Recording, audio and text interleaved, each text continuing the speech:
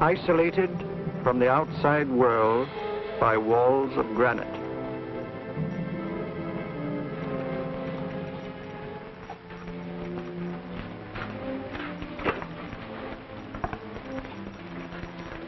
They say you could get out of here by merely telling what you know. You may or may not be another Scotland Yard bloke. But I'll give you the same answer I gave the others. I still have 2 years, 8 months, and 6 days left in which to make musical boxes. That'll be sold at auction for the benefit of this delightful sanctuary. And I intend to serve them.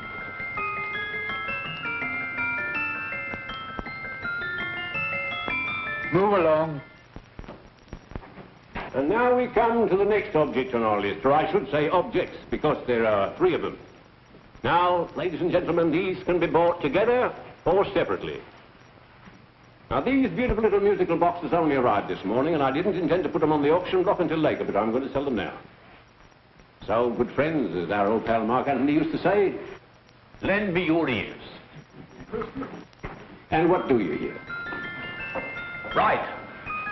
The beautiful tinkle-tinkle of a musical box. What a lovely trinket. What a beautiful gift. Created and made by loving hands. A thing of beauty and utility. Now, who's going to start with £5? It's a bargain with £5. Do I see any hands? If there's a connoisseur in the house, we'll go £3 for it. £2. £1. 10 shillings. Thank you, sir. Ladies and gentlemen, 10 shillings is offered for a musical box you couldn't buy anywhere in London for less than £5. It'd be stealing to let it go for 10 shillings. Like taking milk from a baby. All right, we start for 10 shillings. 10 shillings, 10 shillings is offered, 10 shillings is offered, 10 shillings is offered. Then anybody give me £1? Will you give me £1? Oh, one someone will give me £1. £1, £1 is offered, £1 is offered, ladies and gentlemen, £1 is offered. It's against you, sir. Will you go to £2? We go to £2, sir. £2. £2 is offered. £2 is offered. Going once, twice, third and the last call. Sold to the gentleman for £2. Sorry, my dear. Now, ladies and gentlemen, comes the opportunity to purchase an exact duplicate of the beautiful little musical box just bought by this gentleman for the ridiculous low price of £2. Now, it's exactly the same. Exactly the same. Made with the same hands. You hear that? Isn't that lovely? That tinkle, tinkle, tinkle, tinkle. Sounds like Bow Bells to me, you know, with little angels pulling on the ropes, eh? Who'll give me £2 for it? Who's starting with £2? Will anybody start with £2? Oh, come, ladies and gentlemen. You know, from your enthusiasm, we might all be in Scotland instead of London. Please buy it for me, Daddy. £2, certainly not. We all might be in Scotland. Besides, I don't like his manner. £1, 10 shillings. £1. £1 is ours. £1, £1 is offered. £1 is offered, going £1. Any advance? Going once, going twice, the third and the last call. Sold to the lady for £1. Smart bidding, my dear. Thank you. We come to the third and last of these beautiful little musical boxes. Exactly the same. Tinkle, tinkle. Isn't that lovely?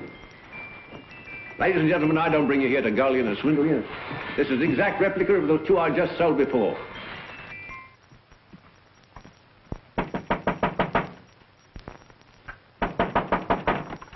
We're closed. But this is extremely important. Come in, sir, come in. I'm sorry to disturb you, but I was unfortunately delayed from arriving in time to bid on certain articles which I was rather anxious to obtain. Or perhaps they weren't sold, sir. We are carrying several things over. What might the articles be, sir? 3 identical musical boxes, about so large. Oh, I'm sorry, sir, but they were sold. Pity you weren't here to bid on them. They didn't bring anything like the real value. I'm most anxious to obtain them. I wonder if your records would show who the purchasers were. Oh, we don't usually give out that information, sir. For certain, shall we say, sentimental reasons, I'm most anxious to get in touch with the purchasers. I'd be willing to pay, shall we say, £5. Well, for certain sentimental reasons, sir, we'd be very happy to oblige. Alfred, today's sale. The 3 musical boxes. Musical boxes, oh. Ah, here we are. The first purchase for £2 from Mr. Julian Emery, 52 Portman Square. Write these addresses down, Alfred. Yes, sir. Second didn't leave any name. Well, how unfortunate. I think she's a dealer. You see, they don't like us to know where the things are going. On account of the profits. You say the second purchaser was a woman. Can you give me a description of her? Oh, she was a young woman. Fairly tall, slender. Had a light complexion and dark hair, and she was wearing A grey suit, don't you remember? That's right. She probably runs a gift shop. She paid £1. You say she comes here fairly frequently? No, I didn't say so. But she does, sir. Like as not, she'll come in on Thursday. We have sales on Mondays and Thursdays. Oh. And the third box? The third? Mr. William Kilgore, 143B Hampton Way. For 10 shillings. Quite a drop from £2. Mr. Kilgore was a Scotchman. Oh. Thank you. You've been most helpful. Oh, thank you, sir. And any time you're passing, dropping, we always have lovely things for sale. How card, sir? Thank you. I'll be back Thursday.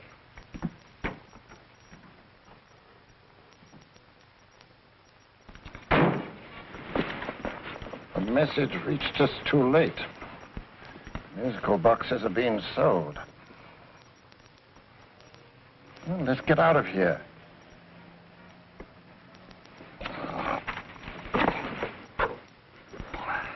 Someday you'll go too far. Reaching for a star, you fool.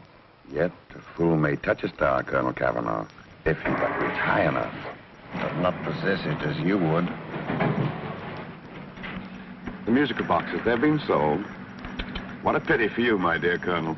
Is it my fault that the message reached us only an hour ago? Is it my fault that they were sold? You can't hold me responsible for that. Hope for your sake you're right.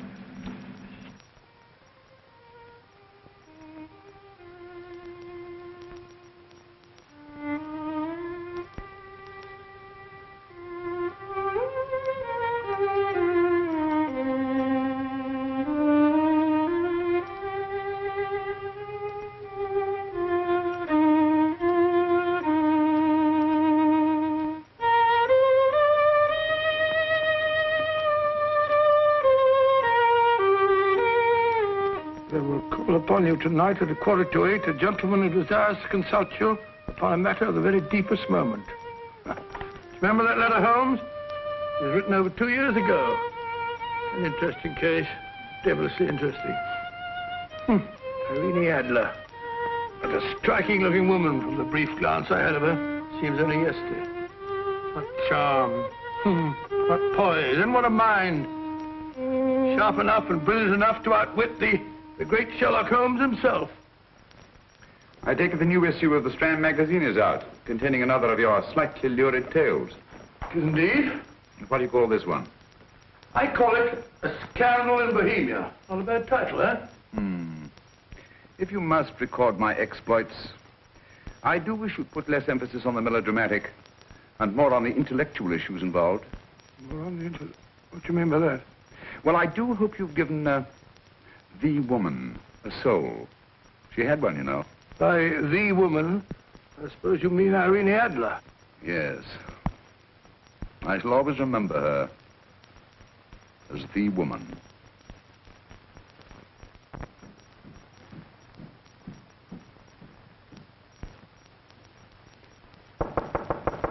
Come in. I think. That's the old boy. How are you? How are you, old boy? I haven't seen you for years. I want you to meet my old friend Sherlock Holmes. Holmes, this is Stinky. In other words, Julian Emery. How do you do, Mr. Emery? Watson has often spoken of you. Oh, has he? Yes, we were at school together. It's more years ago than I care to remember, but you didn't come in here just to remind me of that. No, I just happened to be in the neighborhood and saw your lights burning, so I took the liberty of looking you up. Still writing your mystery stuff? Yes, there's a new one out this week. Good, I never miss them. Oh, good, thanks. I say that bandage makes you look very interesting. Still poking your nose into other people's business as usual? Who hit you? I haven't the foggiest notion. Somebody knocked me on the head in my own living room, and then proceeded to commit the most idiotic burglary you ever heard of. Fellow must have been balmy as a coot. Balmy? Why? Come sit down, old boy. Would you like a cup of tea? Huh? Oh, all right. I'll go and tell Mrs. Hudson about it. Why do you say the robbery was idiotic, Mr. Emery? Oh, simply from the fact that with about £5,000 worth of musical boxes in my living room, the thief, who I caught in the act, made off with one that isn't even worth £5. I gather you're a collector of musical boxes. Yes, I am indeed. Some of them very beautiful, but not the one that was stolen. The thief evidently grabbed the first thing that came to his hand when he heard me coming into the room. Still, it's rather odd, isn't it, that having disposed of you, he didn't pick up something more valuable. Was there anything unusual about the stolen box? No, nothing at all. No, I picked it up in the south of France, several years ago. You say you have many valuable music boxes, and yet the thief made off with one that isn't worth £5. Sounds like rather an intriguing little problem. Yes, well, I take it that he was just an ordinary petty thief and didn't know the value. That is a possible explanation, and yet I venture to say that the average petty thief has a more extensive knowledge of the value of objets d'art than the average collector. Well, anyway, that's gotten the odds theory. They didn't get very excited about it. That's consistent anyway. I wonder if I might see your collection, Mr. Emery. Oh, of course you could, yes. Nothing a collector likes more than showing off his trophies. When will it suit you? No time like the present. Good. My place is just round in Portman Square. Shall we? Yes, right. Hello? Where are you going? Stinky hasn't had his tea yet. Oh, I'm sorry. We're going round to my place, where I'm going to give you something better than tea. Now, this one was made for Louis XV, and is one of the very few still in existence from that period. And a particularly fine specimen at that. Charming, isn't it? Quite. They all sound to me like a lot of mice running about on a tin roof. I'm afraid you have no ear for music, Watson. Give me a good old band playing a rousing march. You have all your silly little tweets.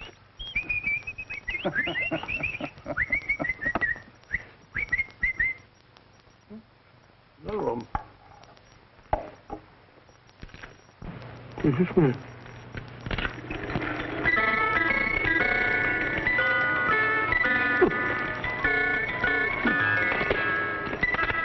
Stupid thing. Singing rabbit. What would you say offhand is the value of a box like that, Mr. Emery? Well, it's hard to say offhand, but I think we'll bring about £500 or £600 today. It's the gem of my collection. Yet a thief who steals an oddity like a musical box passes up one worth £500 for one of almost no value at all. Odd. Very odd. What was the stolen box like, Mr. Emery? Oh, just a plain wooden box about so big. As a matter of fact, I have one over here almost exactly like it. I picked this up yesterday at an auction room in Knightsbridge. Paid only £2 for it.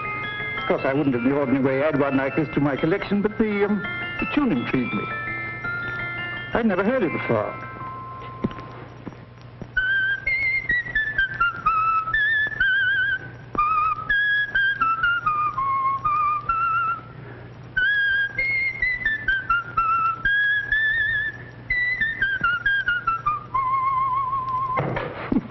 You have a remarkable ear for music, Holmes. Rather an unusual melody. Sit down, Gus. Thanks. You say you bought that box at an auction sale yesterday? Yes, the Gaylord auction rooms in Knightsbridge. Run by old, what's his name? Crabtree. That's the man. At what time was the robbery committed? Oh, about 3 o'clock this morning.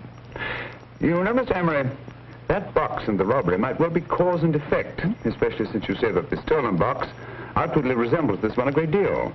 And Scotland Yard were not particularly interested, eh? Oh, yes, but I wouldn't blame them for that, especially as I told them I was quite unable to describe the thief, except, of course, for the fact that it was definitely a man. All you remember is that you came in here and someone struck you on the head. Yes, the next thing I knew, my man was trying to revive me. It might be wise for you to put that box away somewhere and lock it up. Oh, I don't think that's necessary. Besides, everything's insured. Well, at least if any further attempts at robbery are made, I'd suggest that you call the police, rather than running into any personal danger. Oh, come, Holmes, aren't you being a bit of an alarmist? Possibly. Well, Mr. Gray, old Stinky. Seems to me you are making rather a mountain out of a molehill. Molehill is the word, old boy, and it's time you were in bed. Thanks so much for letting us see your place. How's this? Been glad meeting you. Holmes, I can't understand why you were so mysterious. Seems to me that petty thief explanation was the only sensible one. Really? I can't see how you can believe it was anything else. I didn't say I believed it to be anything else. The petty thief theory is the obvious one, I grant you. However, it's often a mistake to accept something as true merely because it's obvious. The truth is only arrived at by the painstaking process of eliminating the untrue. We are not able to do that in this case without further data. Rubbish, you're pulling my leg. You're trying to turn a tuppenny halfpenny robbery into an international plot. No, I'm not. I just hope that your friend Stinky is a little more cautious in the future, just in case.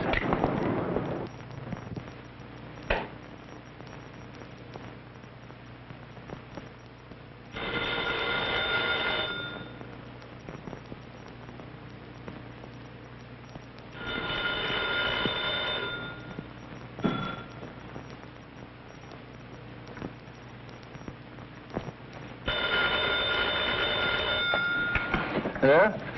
Yeah? Julian Emmerich here. Who? Of course I remember you, Mrs. Courtney. Yes, you're the one bright spot at that appallingly dull affair of Lady Sansa's. Huh? Of course it isn't too late to come round. Yes, I shall be delighted to give you a drink. I tell you what, come straight up and I'll leave the door unlatched. Right, what, 15 minutes? Good. I shall be counting each moment. No, I mean that, really. Right, goodbye.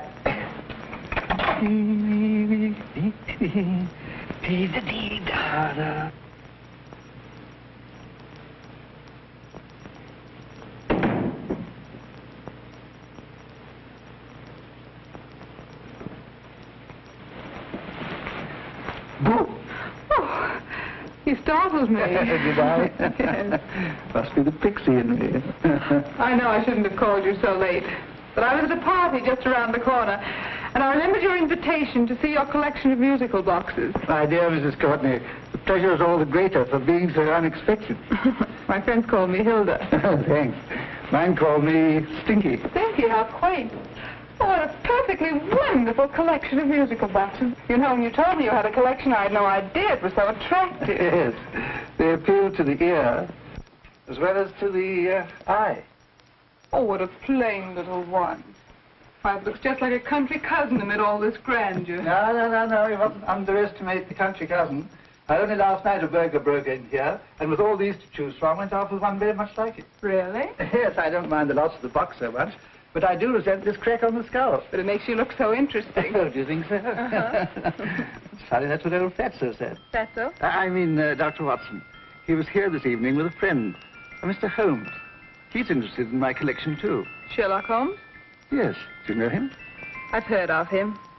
Yes, he seems to think I'm in some sort of danger. What a haunting tune. It takes me right back to my childhood. Really? You know, it's odd that you should be interested in that particular musical box. Odd? Why? Because Mr. Holmes is also interested in it. You may have been more interested in the tune than in the box. My dear, yes, that's right. I remember now. He whistled it note for note, having heard it only once. Really? He must be a remarkable man. Bit of an alarmist, if you ask me. Don't you believe in warnings? Of course not. Who'd want a box like that? I would. You're not serious. Oh, but I am.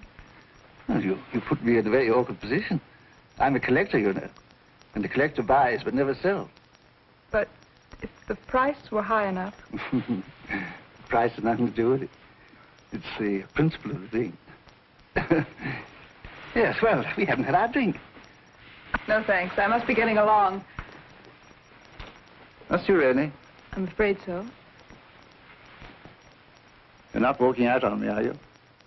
My reputation. Stinky. I say, you know, you are an attractive woman. Thanks.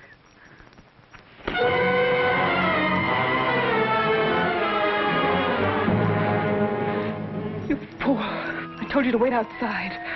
What did you have to kill him for? All I had to do was walk out with this. He held you in his arms. Don't touch him. Don't touch anything. Now get out. I'm sorry. You're sorry. What about me? This is murder. What about Scotland Yard? What about Sherlock Holmes? Now get out!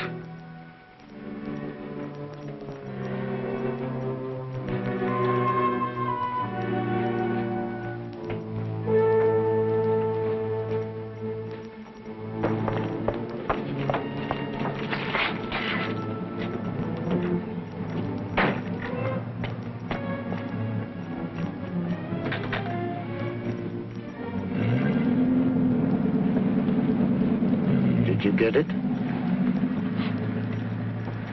Good. Did you have any trouble with him? Just a matter of murder. Ah, Mr. Holmes. Hopkins. Thanks for coming so promptly. Inspector Lestrade suggested that I call through to you. Mr. Emery was the client of Mr. Holmes, Inspector. Indeed.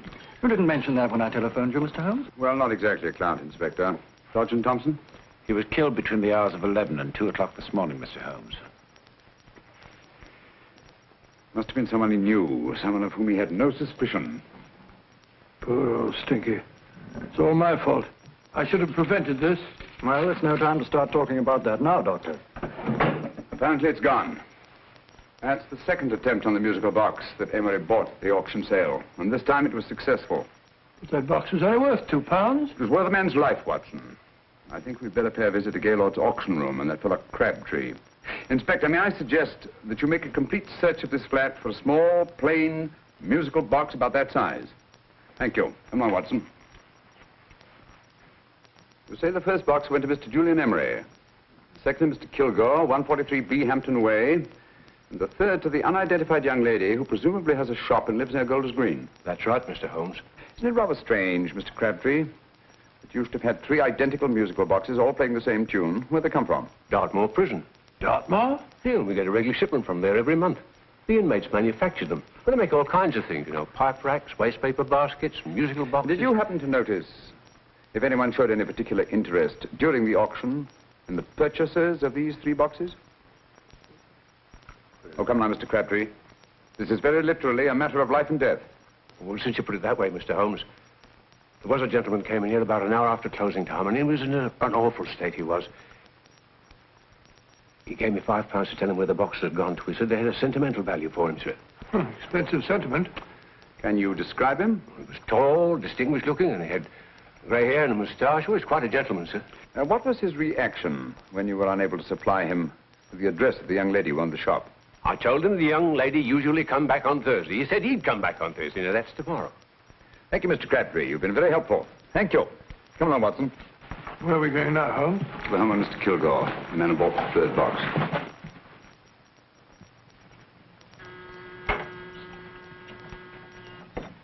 But hang it all, Holmes, how do you know those other 2 musical boxes are of any importance? I don't, but I certainly have no intention of waiting until the owners are murdered to find out.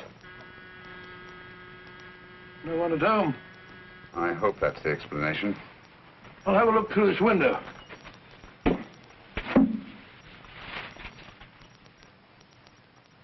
Doesn't seem to be anyone there.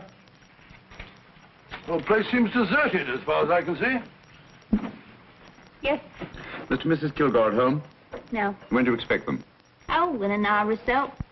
There's no use your hanging about. They don't buy nothing from peddlers. Peddlers? My good woman, this is Mr. Sherlock Holmes. Sherlock Holmes? Oh, go on. Do you mind if we come in and wait?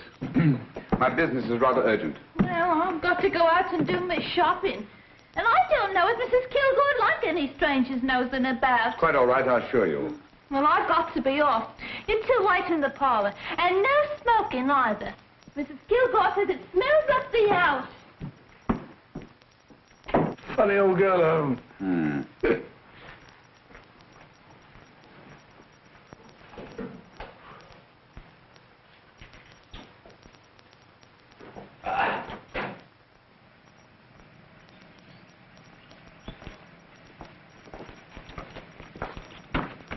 Park Lane. Park Lane? And what would the likes of you be doing in Park Lane? Now, don't worry about the fare, Ducky. If you know how to get to Park Lane, up it.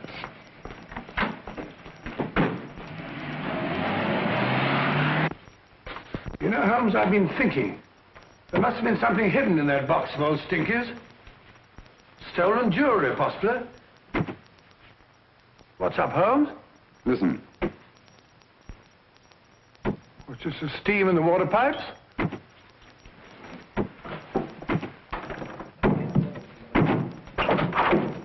Watson! Great Scott! Come on, Holmes. Get on the chair here. It's all right, my dear. There. Now, don't worry. It's all over. There you are, dear. Don't cry anymore. She tied me up and shut me in the cupboard. I know. She won't come back. Did you show her your new musical box? Yes, she said she wanted to hear it play, and as soon as I showed it to her, she grabbed hold of me. I know. Now, don't worry. We'll buy you a new musical box. Yes, my dear, the best one in London. Watson. Oh, what a fool I've been. What do you mean, Holmes? She took the musical box out of this house in that market basket, right under our very noses. Why could the Kilgore charwoman want to take the music box? She isn't a Kilgore charwoman. She's a consummate actress. An extremely clever, unscrupulous woman who will stop at nothing. Take care of the child, will you, Wolfler, until her parents get back. Explain everything to them. Of course I will. But, Holmes, where are you going? Somewhere, somehow. I must get to the young lady who bought that third musical box before our opponents find out. I only hope that I won't be too late. Oh, no. No, darling, you mustn't cry anymore. Now, cheer up.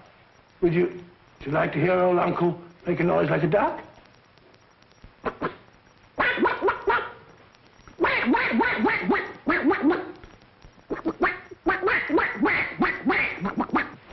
Oh, sorry.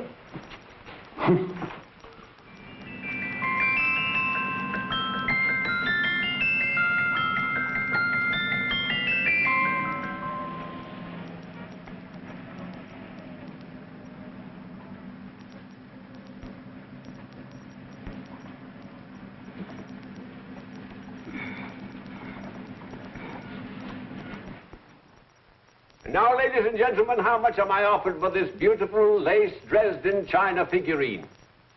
A lady of the French court. Now, this is the genuine article.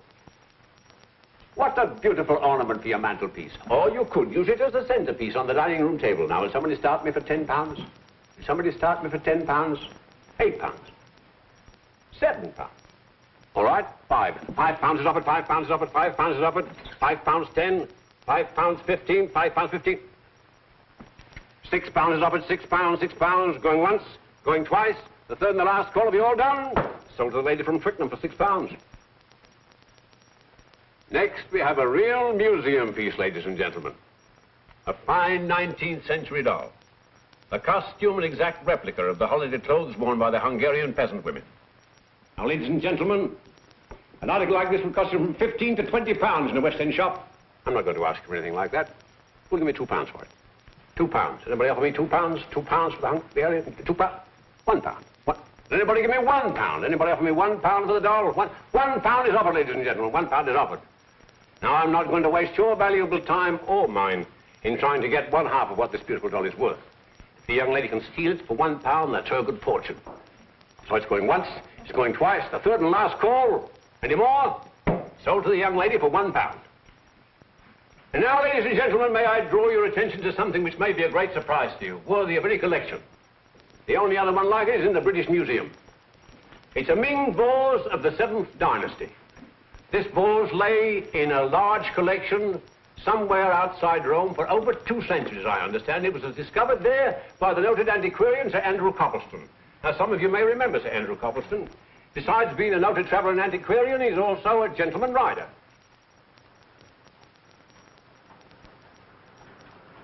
The girl with the parcel in her hands, that's her. Are you sure that's the girl? Well, she fits perfectly the auctioneer's description. Follow her, Hamid.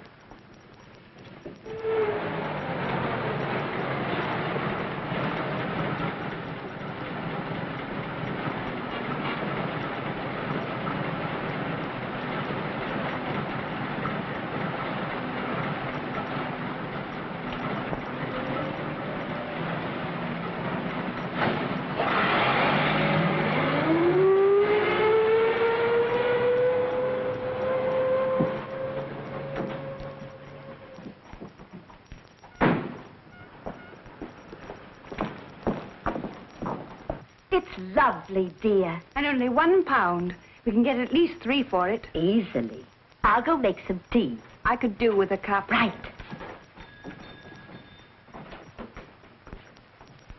Good afternoon. Good afternoon. I'm looking for a birthday gift for a 7-year-old girl. What would you suggest? We have some lovely dolls. Now, this Hungarian... I think she has enough dolls already. Books are always welcome. Well, I'm looking for something a little different. Well, that's rather cute. What is it? Well, that's a musical box. Children always love them. And this is an exceptionally nice one. It plays many tunes.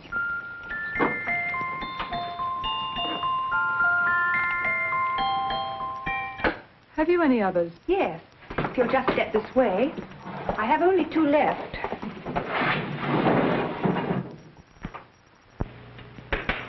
How nice.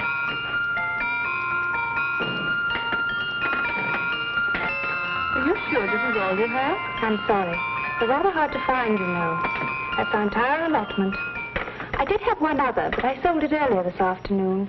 But it was only a plain wooden one. It wouldn't have been a very nice gift for a child. Really? Do you happen to know who the purchaser was? Why, yes. He left his card, just in case anyone should inquire for him.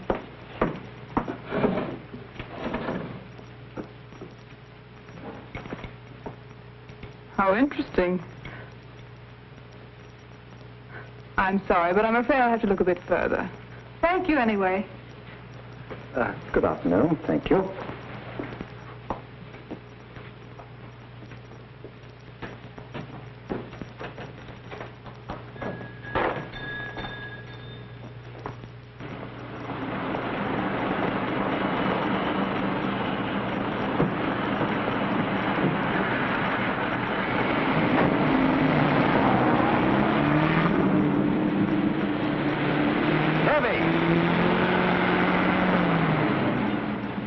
Follow that cab. Here, now, what? Scotland Yard. Hop in.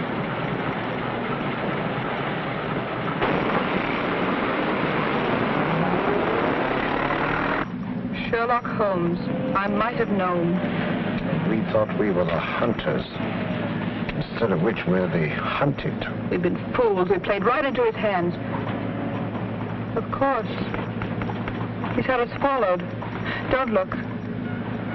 The man in front of the toy shop. Hamid. Turn sharp right at the next corner and again at the next.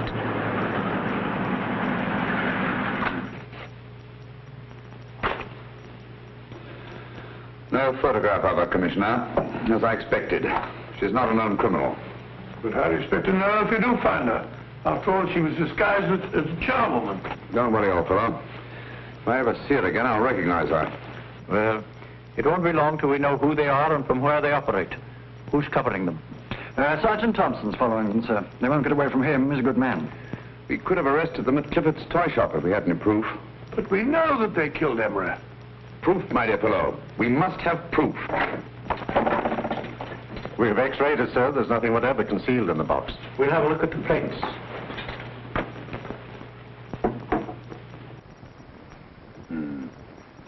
There must be some clue. And it's probably so obvious that we've all overlooked it. Seems to me we're up against a bunch of lunatics. Not lunatics, my dear fellow. Extremely astute, cold-blooded murderers.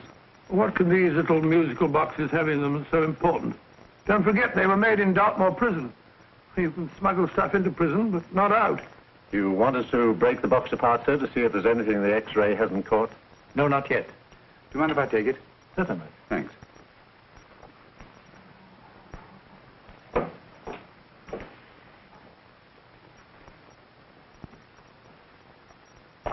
The governor of Dartmoor Prison informed us, sir, in answer to Mr. Holmes' question, that all 3 musical boxes were made by the same convict, John Davidson, serving a 7-year term, sir. Davidson? The Bank of England plate. That'll be all. Yes, sir. Now we're getting somewhere. Wait a minute. How did you know about the plates, Mr. Holmes? I'm a student of crime, Inspector. I make it my business to know about such things. And when the name of Davidson was mentioned... Well, who is this fellow Davidson? As long as Mr. Holmes seems to know all about it already, I suppose there's no harm in telling you. 2 years ago in London, there occurred a robbery of such tremendous importance, although the stolen articles themselves have no intrinsic value whatsoever, that the Home Secretary was instrumental in seeing that not a word of it appeared in any newspaper. But you never told me anything about this, Holmes. You were away at the time. Articles of no intrinsic value and yet of such importance? I don't understand. Davidson was apprehended within 15 minutes of committing the theft. But by that time, He'd hidden the articles in question, and they've yet to be found. Before going further, Dr. Watson, I must inform you that this matter is not to be mentioned outside of this room. Of course not. Do I look like a man who'd gossip? Let's not go into that now, old fellow, shall we? Davidson had been employed for years in a position of extreme trust by the engravings department of the Bank of England. The articles he stole were nothing less than the complete duplicate set of plates for printing £5 notes. What? The Bank of England's own plates? Precisely. And with those plates, a gang of crooks could flood England with £5 notes, not forged in the usual sense of the word, but notes undetectable from genuine Bank of England notes in any way whatsoever. Good heavens. Any whisper at all might have resulted in enormous damage in shaking public confidence in the Treasury. We tried everything after we arrested Davidson. Offered him a shorter sentence if he'd tell us where he'd hidden the plates. Why, we even put in Scotland Yard men with him as cellmates, but no result. Obviously, Davidson is a man of strong character and infinite patience. Yet suddenly he feels impelled to smuggle out the secret of the hiding place of the plates to his confederates. Why? I don't understand, Mr. Holmes. Well, for example, has the Bank of England made any plans to radically change the design of the £5 note so that in, say, 7 years from now, notes made from the stolen plates would be worthless? Confidentially, Mr. Holmes, such a move was discussed. But replacing all the £5 notes in circulation would be such a Herculean task that nothing's been done about it as yet. I see. Of course, there is another possible explanation. Davidson didn't have much time to find a hiding place before he was captured. He may be afraid that the plates will be accidentally discovered before he's released. Hence his anxiety to communicate their whereabouts to his confederates as soon as possible. I believe you've hit it, Mr. Holmes. I'm sure that the message is contained in this musical box. Or rather, in all 3 musical boxes, since possession of all 3 seems to be essential. Our opponents have 2/3 of the puzzle, we have 1/3. Well, what are you going to do, Holmes? Try to deduce the message from the 1/3 that we have.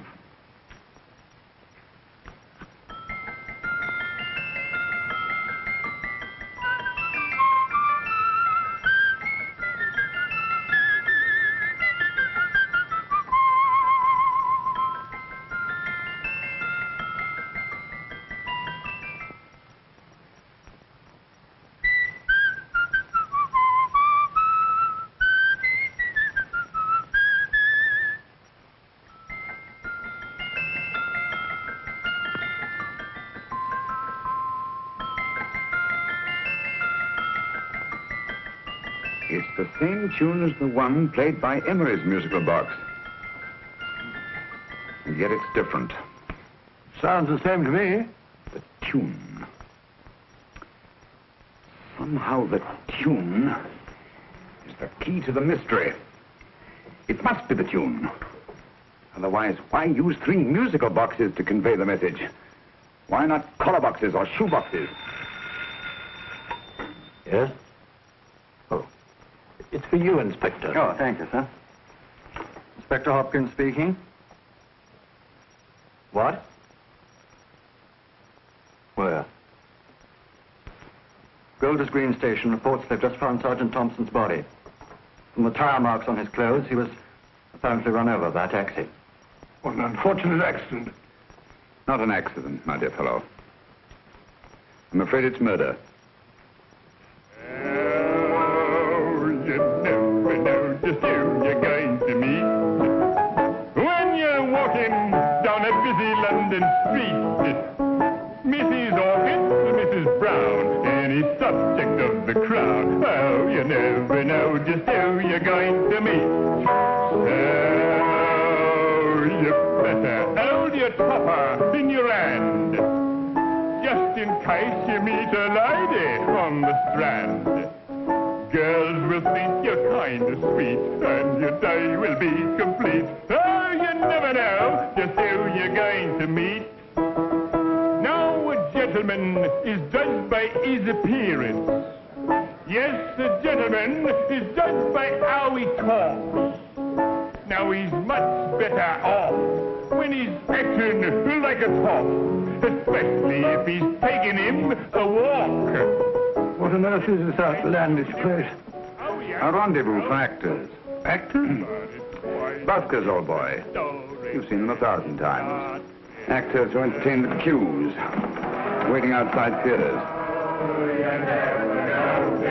You're gonna meet when you're walking down a busy London street. So you better wear your best, advertise to look your best, 'cause you never know who you're gonna meet. Oh, you better keep your manners right in view. Just in case the lie you give the house you do. Keep your trousers in a pleat, shine your shoes and keep them neat, 'cause you never know just who you're gonna be. Blimey. Mr. Holmes. How are you, Joe? Never better. And yourself? Fine, thank you. I want you to meet a friend of mine, Dr. Watson, Joe's sister. Oh, well, any friend of Mr. Holmes is a friend of mine. Hi, Joe. He did me a good turn once that I'll never forget. Yes, I cleared Joe of a most unpleasant charge. Murder, no less. Oh, really? By proving to the satisfaction of the police that he was busy at the time blowing open someone's safe. That's right, Governor. Good gracious me. Joe, now you can help me. Come on, buzz off, buzz off. Come on, up it, up it. Can't a gentleman have some peace and quiet around here? And you too. There you are, Mr. Holmes. Now we can have some peace and quiet around here. Thank you, Joe. There's £5 in this for you. Well, I wouldn't want to take it on myself, sir. But I can get somebody to do it for you for half of that. You don't know what the job is yet. For £5? Murder, ain't it? What? No, Joe, not murder, just music. I want you to identify a song for me. Oh, there ain't a song that's been written that I don't know. That's why I came to you. Of course, the violin is more my instrument, but, oh, well, here we go. Now listen to this, Joe.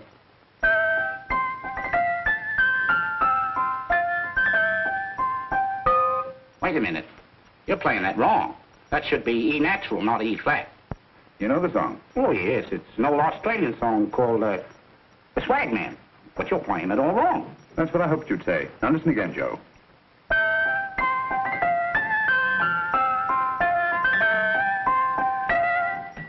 That's the same tune, all right. But you're making different mistakes than you did the first time. No, not mistakes, Joe. Call them variations. Here, play the song for me, will you, the way it's written.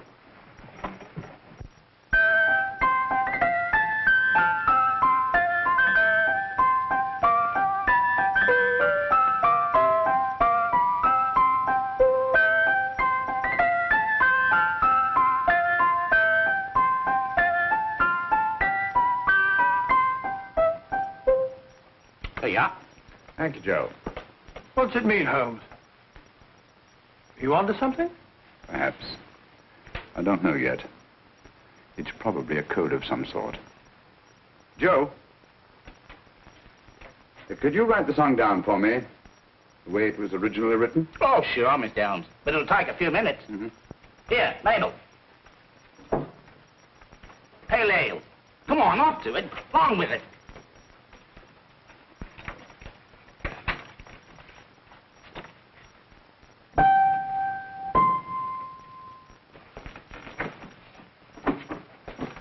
Well, obviously it isn't the lyrics. No combination of those words made any sense at all. The variations in the way Emery's musical box played the tune are different from the variations in the one we have. You sure? Quite. You see, I took the trouble to memorize the tune as played by Emery's box that night we were with him in his flat. Holmes, you amaze me. Elementary, my dear fellow. One of the first principles in solving crime is never to disregard anything, no matter how trivial. Why are there 3 boxes? Why not 1? Because the message was obviously too long to be conveyed by any one variation. Then there's the 3rd box, the one that woman took from the Kilgores. That contains yet another set of variations. Yes, well, it's all beyond me. Well, all we have to do now is to find the secret of the variations. Not a very easy problem to solve, my dear fellow.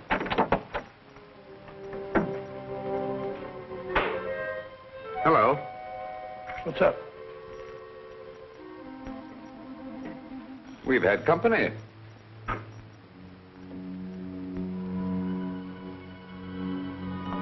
say, this is outrageous. Ask Mrs. Hudson to come in here, will you? Right.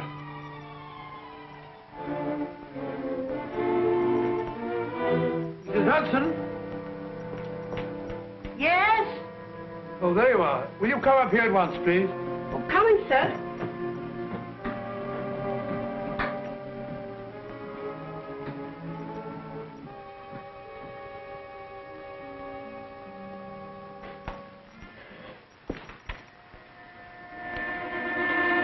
Mercy me, Mr. Holmes. What has happened? Who called while we were out, Mrs. Hudson? Just a young lady. The one who said you wanted her to wait for you. And a nice-looking old gentleman with Our her. friends again, Watson. Friends? What did the young lady look like? Oh, I couldn't see her face. She had a heavy black veil on. But she had such a nice way with her. Oh, I'm sorry, Mr. Holmes, if I've done anything wrong. But you did say I should always let clients come in and wait for you. Don't worry, Mrs. Hudson, don't worry. You had no way of knowing. It's quite all right, quite all right. Now, don't worry, Mrs. Hudson. Don't worry. Where on earth's the musical box? They didn't get it. Didn't get it? Where is it? It's in your hand. Huh? In that biscuit jar. Pick the biscuits off the top. Now put your hand inside, and you'll find the music box. Well done, Holmes. Well done. Amazing.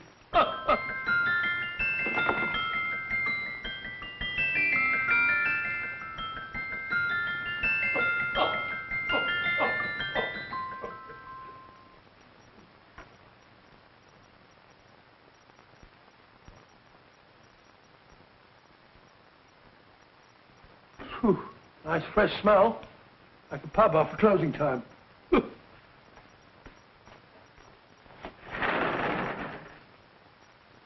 I say, Holmes. What? It's morning. Allow me to congratulate you on a brilliant bit of deduction.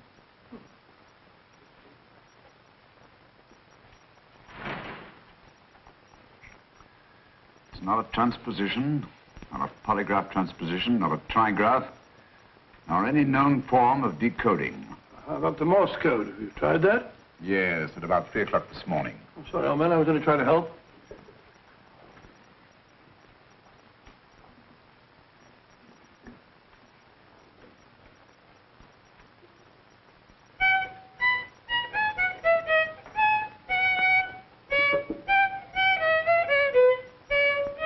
Oh, do me a favor. Not again. Must have heard that thing 1,000 times. Kept me awake all night.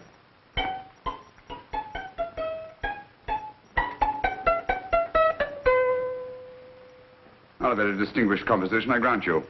You know perfectly well I don't know one tune from the other. When I was a kid, my people tried to have me taught the piano. I've always felt sorry for that old teacher of mine. The poor old girl finally reached the point of numbering the keys for me. 1, 2, 3, 4. Even then, I never progressed beyond... Numbering the keys, Watson. The 19th key of the keyboard is the 19th letter of the alphabet. S. Here. Write it down when I give it to you, old fellow, will you? First altered note. Write S first. Now, the 8th key is H. The 5th key, E. The 12th key, L. The 6th key, F. S-H-E-L-F. Shelf. Your piano lessons were not in vain, old fellow. You've solved it. Thank you. Thanks, old bean. Oh, Liz. We now have 2/3 of the message. Behind books, third shelf, secretary, Dr. S. Presumably, these are the first and second portions of the message. And this gang has the first and third parts of it. Precisely. Then it's a stalemate? Yes, Commissioner, but we can't leave it like that. There's no doubt in my mind that they'll try to secure our third of the message that's missing. Well, I assume you've taken every precaution to guard the Clifford music box. Oh, yes, it's carefully hidden at Baker Street with Dr. Watson on guard. However, I'm reasonably certain that, difficult as it may be, we can find the plates even without the missing part of the message. Behind books, third shelf, secretary, Dr. S. Well, outside of the fact that Davidson hid the Bank of England plate somewhere in London, Mr. Holmes, I don't see that we've progressed at all. Allow me to point out to you, sir, the key words, Dr. S. It looks as if the plates were hidden in the house of the doctor. Whether S stands for his first or last initial remains to be determined by a process of elimination. Well, there must be 10,000 doctors in London with S for a first or last initial. Precisely. And every one of them will have to be questioned in person. That's why I say this is a task for Scotland Yard. It's a task, all right. But Scotland Yard has searched worse haystacks and found a needle. Well, for the time being, I'll leave the matter in your hands, gentlemen. We'll call you if and when we get a lead on our mysterious Dr. S. In the meantime, I intend to follow up a little clue concerning a cigarette.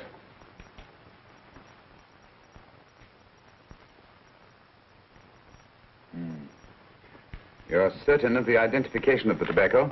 Absolutely. I have made up this special blend for only 3 customers. It is almost pure Egyptian, with admixture of latakia for added body, and a pinch of perique. Merely a whisper, as one might say, for elusive fragrance. Yes. And the 3 customers? Major Wilson in Bombay, India. Mrs. Catherine Leamington Smith in Ireland. Yes, and the 3rd? Mrs. Hilda Courtney of Park Mansions, Bryanston Square. Thank you. Thank you very much. You've been most helpful. It is a pleasure to have been of service, Mr. Holmes.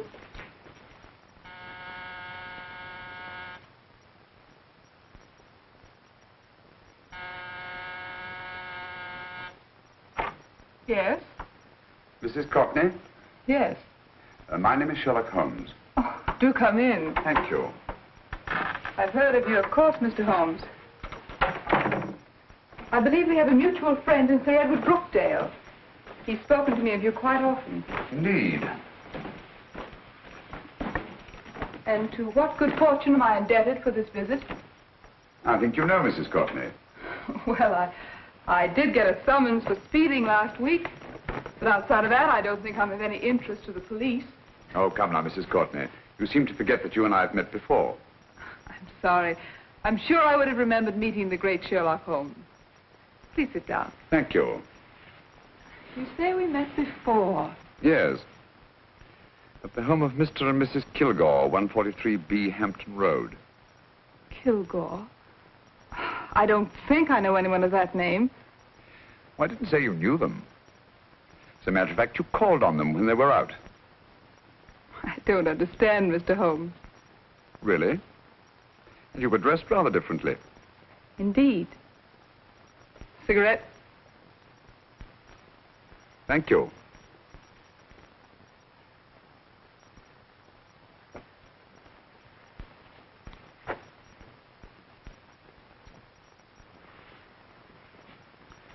Thank you. You know, Mrs. Courtney, people generally forget, in assuming a disguise, that the shape of the ear is an almost infallible means of recognition and identification to the trained eye. Evidently, you've mistaken me for someone else. Oh, no, not at all. Though naturally, I expected your denial. But when you paid your visit to my rooms at Baker Street, you carelessly left behind another identification. They're, identical, aren't they? Yes, I must admit they are. You see, Mr. Holmes, to catch one as clever as you, I had to use a very special lure. I knew you'd be unable to resist the bait of my cigarette, having read with great interest your monograph on the ashes of 140 different varieties of tobacco. I should advise you not to move, Mr. Holmes. I must congratulate you on your ingenuity, Mrs. Courtney. It was indeed a brilliantly designed trap. Thank you, Mr. Holmes. Praise from a master is indeed gratifying. I shall always cherish the memory of your flattering words. Memory? Precisely. I'm afraid these gentlemen have a most regrettable task to perform. Unless, of course, you care to turn over the missing musical box with your pledge to take no action against us in the future. I'm afraid that will be impossible. I thought that would be your answer. Hamid! Careful! Careful. There's no need to be unnecessarily rough with our distinguished guest. You realize, Mr. Holmes, that your demise will not take place here. The corpus delicti, you know. Well, naturally. Shall we go? It's so fearfully awkward having a dead body lying about. Don't you agree, Mr. Holmes? Another dead body shouldn't weigh too heavily on your conscience, Mrs. Courtney.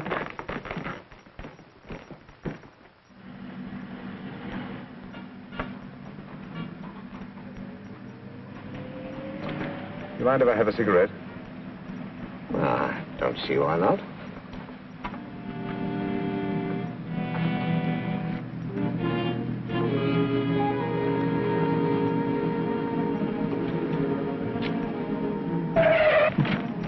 Be careful, Hamid.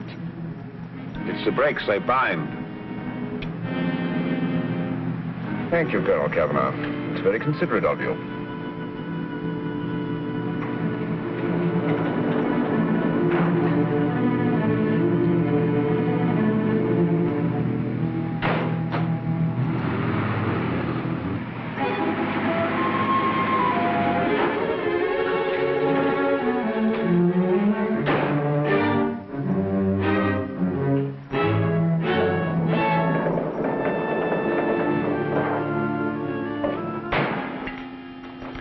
You'll be happy to know, Mr. Holmes, that your death will be a painless one.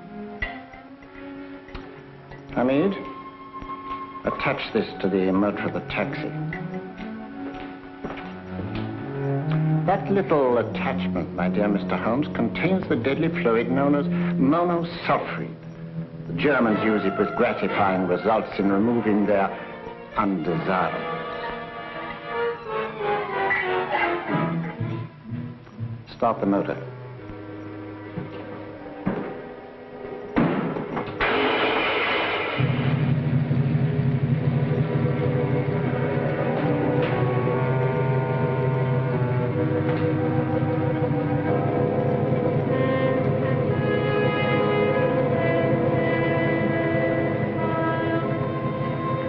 Tape his mouth.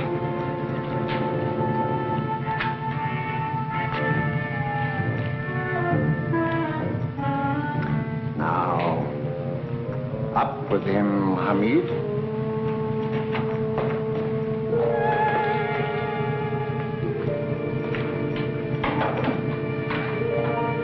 You find yourself like Muhammad's coffin, Mr. Holmes, suspended between heaven and earth.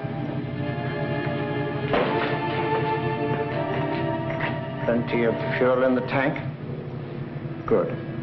It would be too bad to have anything go wrong through so simple an oversight.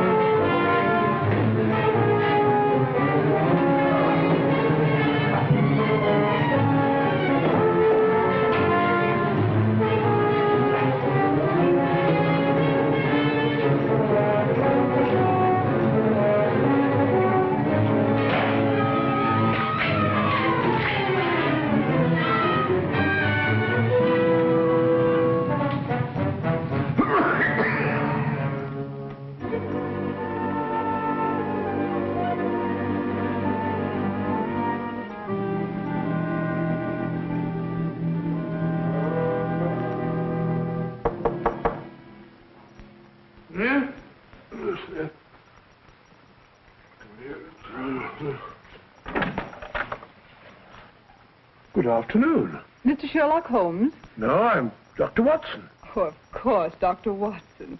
How stupid of me. Oh, so, this is stupid of me. Won't you come in? Well, I really came to see Mr. Holmes. Oh, I'm afraid he's out. I don't know when he'll be back. Perhaps there's something I can do. Won't you sit down? Thank you. You know, Sherlock Holmes and I have been engaged on a great many cases. Oh, really? Yes, indeed. As a matter of fact, this very moment we're involved in one of the most baffling... Oh, well, won't you tell me your trouble? I may be able to help you. That's very kind of you, Dr. Watson. Perhaps if I wouldn't be imposing too much. Imposing? Oh, there's no imposition. No imposition at all. A pleasure, I assure you. Now, tell me all about it, Miss Williams. Mrs. Williams. I live in Surrey, Dr. Watson, and I've come up to London in sheer desperation. My only sister has disappeared. The local police seem utterly unable to find her. Well, Holmes and I solved a case exactly like that once. Very interesting as far as I remember. I call it the adventure of the solitary cyclist. Oh, sorry. Now I come to think of it, it wasn't so very similar. Entirely different. I don't think what I was saying. Where were we? She's only 17, Dr. Watson, and until she disappeared last Thursday, she seemed to be in the best of spirits. Well, possibly a romantic entanglement? Oh, no, nothing of the sort. She left no note, didn't even pack a bag, no explanation. She just started to walk to the village from our house in broad daylight and simply vanished from the face of the earth. Oh, there. Might I have a glass of water? Glass of water. Have one in 1 minute.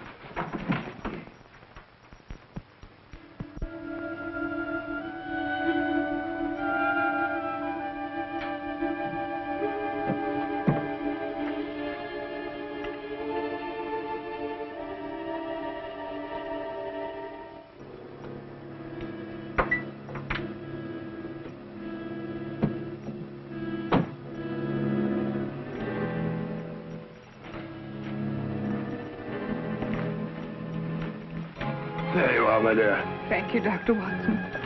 No, you're not to cry anymore. You must pull yourself together. Oh, I feel much better already knowing that you're going to help me. Oh, Dr. Watson, look! Good heavens!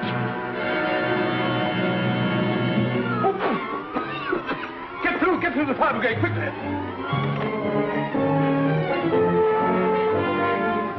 Haven't you a fire extinguisher? By Jove, we have in the kitchen.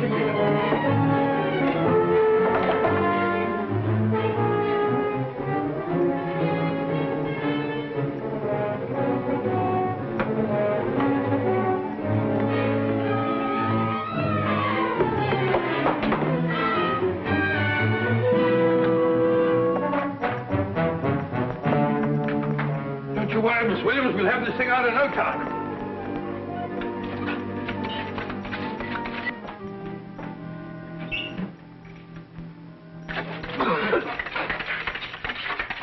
That's got it. Get some air. Well, you see, there was no need for the fire brigade after all. I hope you weren't too frightened, Miss Williams. Oh, gone. That's the trouble with women. They always lose their heads in an emergency. Well...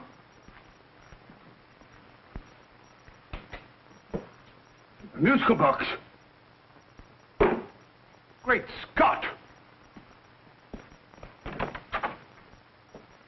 Miss Williams!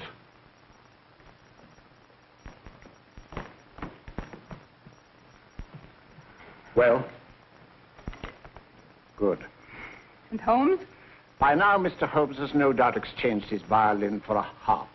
Always assuming that heaven is his destination. And now that we have the missing musical box.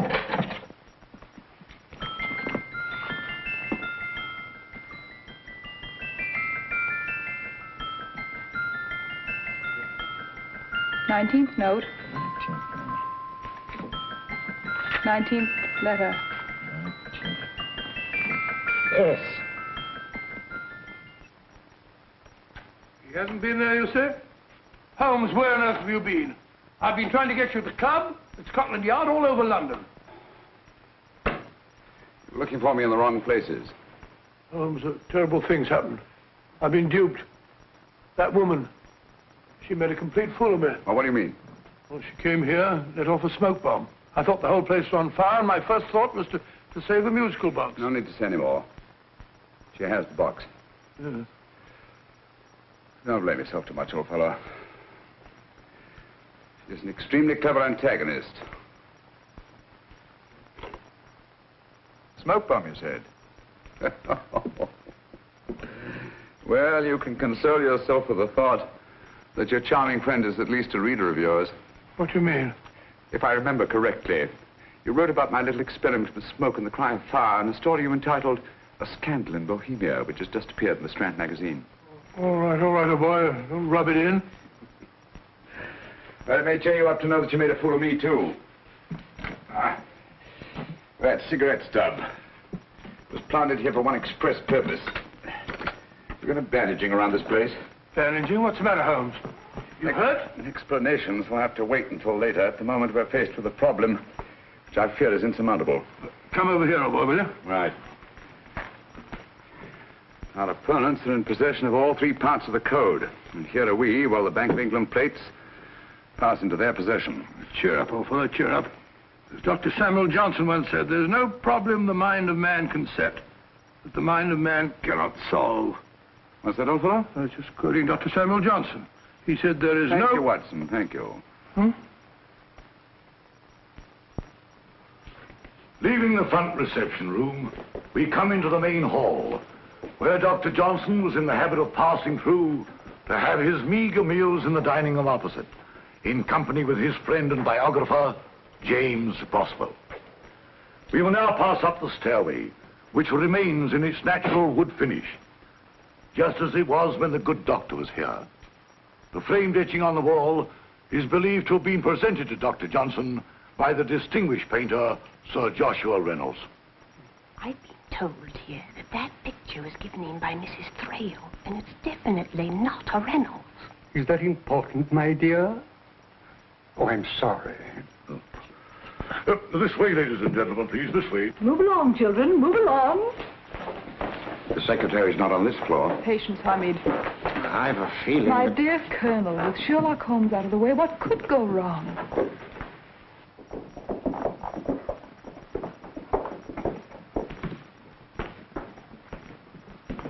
And here we have the Garrett Library, in which Dr. Johnson wrote his famous dictionary, and in which you will see also many of the great man's books and other items of interest.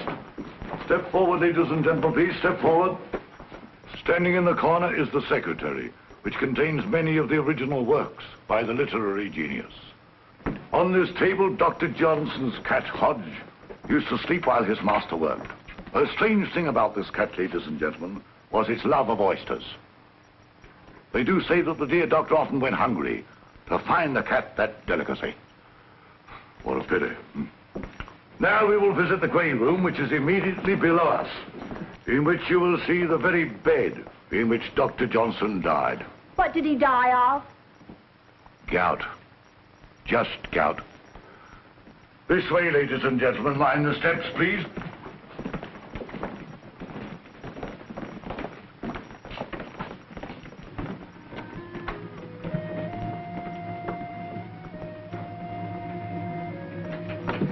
Your keys.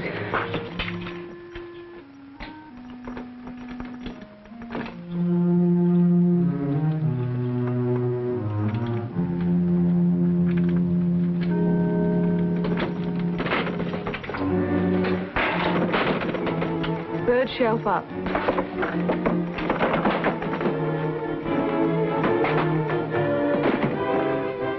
The knife.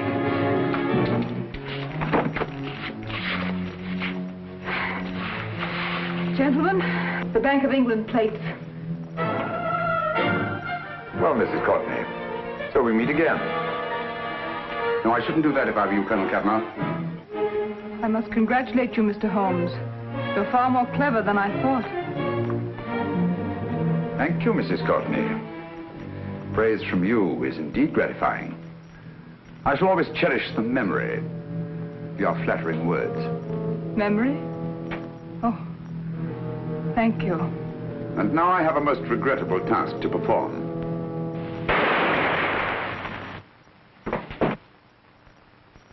Holmes! Coming, Holmes! Holmes! You all right? Perfectly, thank you, old fellow, but I think this gentleman on the floor requires some medical attention. We must see that he looks his best, you know, when he's hanged. Take them in charge.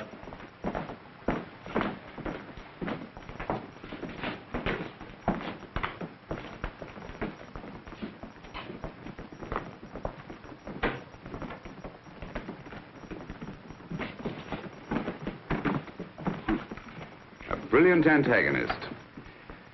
It's a pity her talents were so misdirected. Will you see that these plates are returned to the Bank of England, Inspector? I still don't understand how you solved it, Mr. Holmes. It's entirely due to Dr. Watson. He gave me the clue when he mentioned Dr. Samuel Johnson. Well, congratulations, Doctor. Oh, thank you, Inspector. I don't think I'd have done it entirely without Mr. Holmes's help, you know.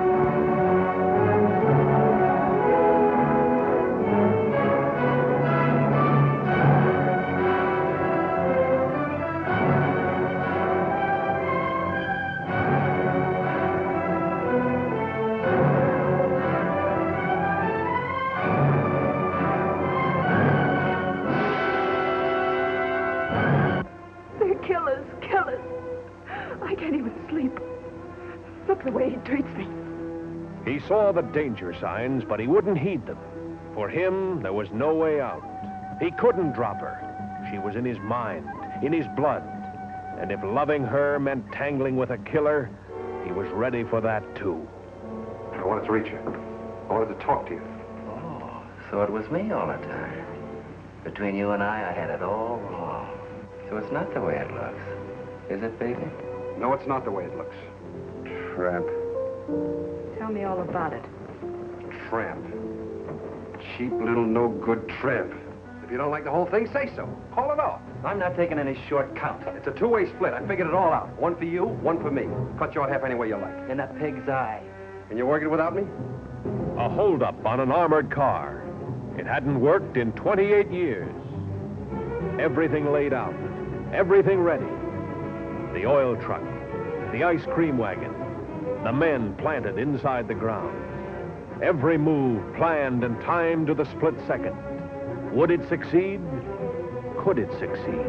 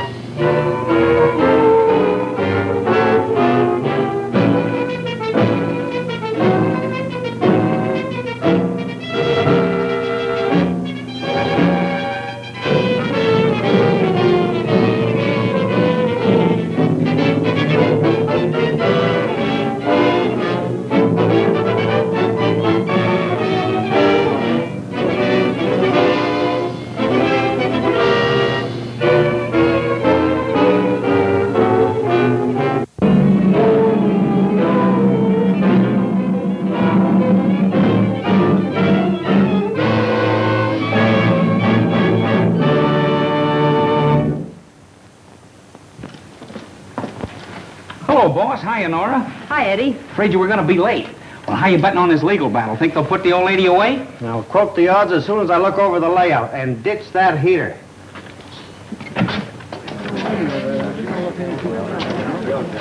Hi, Mr. Denham. Oh, good morning, Mr. White. Hey, boss, how about me grabbing a couple of shots before things get started? Sure, go ahead. Who is he? That's that famous columnist. I invited him here. I still think you shouldn't attend this hearing. Suppose they make a mistake and try you. You know, there are two schools of thought about the sanity of columnists. Quiet. All right, Miss Denham, would you mind giving me a great big... Not at all. Smile? Thank you. Now remember, just leave everything to me. And don't let personal feelings enter into your testimony. We all know that Aunt Cassie is simply no longer capable of managing her money. We'll manage it much better for her. And besides, Aunt Cassie will be properly cared for in an institution. Don't you worry about a thing, Aunt Cassie. Why should I worry? I'm the only sane person in a family of nitwits. She don't look crazy to me. Reminds me of my old lady. All kindness. I guarantee you she wouldn't hurt a fly. But you ought to see those wolves. You can see dollar signs all over their faces. They're just hoping to put the old lady in the funny house so they can spend all that dough she's got. Yeah. You got it, brother. You got it.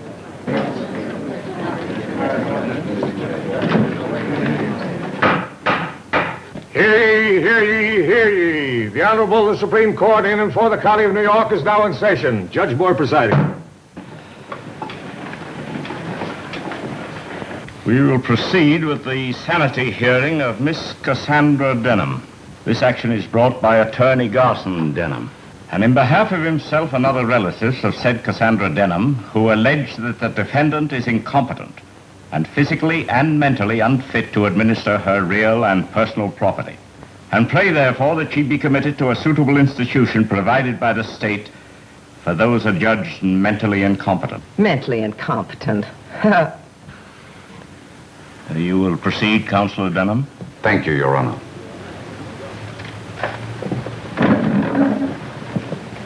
With your permission, I'll call the defendant in this action, Miss Cassandra Denham.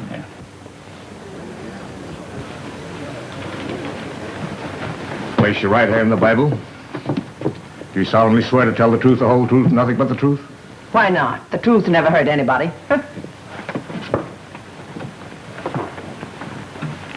Where is your attorney? Why should I spend money on an attorney when my only opposition is my nitwit nephew? Touché. Hey, what does that mean? It means score 1 for the old lady. The court will be glad to appoint an attorney to represent you without charge, if you desire one. No, thank you. I can take care of myself. I must warn the spectators that this is no occasion for outbursts of hilarity. Go ahead, Counselor. Thank you, Your Honor. What is your name? What is my...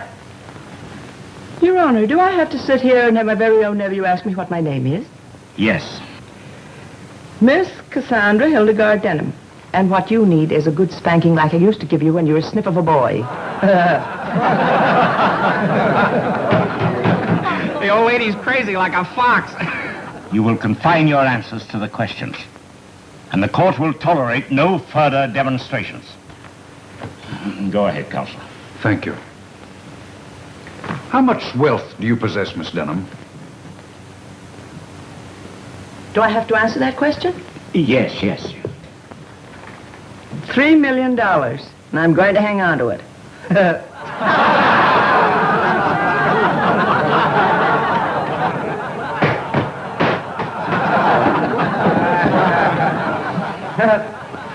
Another one of those things, huh? Yeah, what? What you just said before, you know, a touche. Yeah, you said a double. Yeah. I warn you, Miss Denham, to confine your answers to the questions. The alienist cooperating with the court will disregard irrelevant flippancies on the part of the defendant. I trust this is understood. Where do you keep your money and securities, Miss Denham? Wouldn't you like to know? Now, this is my last warning. One more outburst on the part of the spectators in the courtroom will be cleared. Now, you will answer the question. I refuse to answer on the ground that my money is my own until you decide it isn't. And in the meantime, it's none of his business. There's the smartest crazy woman I ever saw. Your objection is well put. You needn't answer. Thank you, Your Honor. Miss Denham, would you say that you were eccentric? I live my own life, if that's what you mean. Did you or did you not recently give $500 to a man you'd never met? A total stranger. Not exactly a stranger. He was a farmer who lived up the road a piece from me. He was about to lose his farm, and I gave him the money so he wouldn't lose it. Did you demand any security for this gift? Why should I? The man's honest. I thought he'd sleep better without a mortgage hanging over his head like Damocles' sword. But you did give this man $500 with no security whatsoever. Yes. Yes. Well, there you are, Your Honor. You see, it's perfectly obvious that my aunt is dissipating her assets. They're my assets. I'll give you 10 to 1 she never sees a padded cell. What do you think I am, a sucker? Yes. Proceed. Miss Denham, tell me, is it true that you use vinegar on your apple pie? Why, yes. Explain to the judge and the alienists, if you will, please, just why you doused vinegar on your apple pie. Gladly. That fat cook of mine makes them too sweet. She's done it for years. She wants to put weight on me.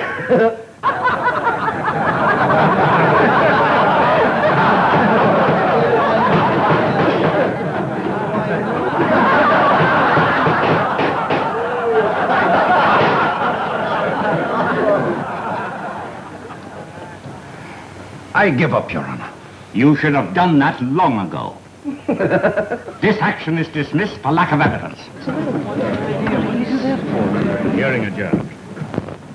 Your Honor, Yes? I want to thank you. And if you ever come my way up in the mountains, drop in and have some apple pie. Without vinegar. Thanks. Yeah, maybe I'll do that. But I like vinegar on apple pie.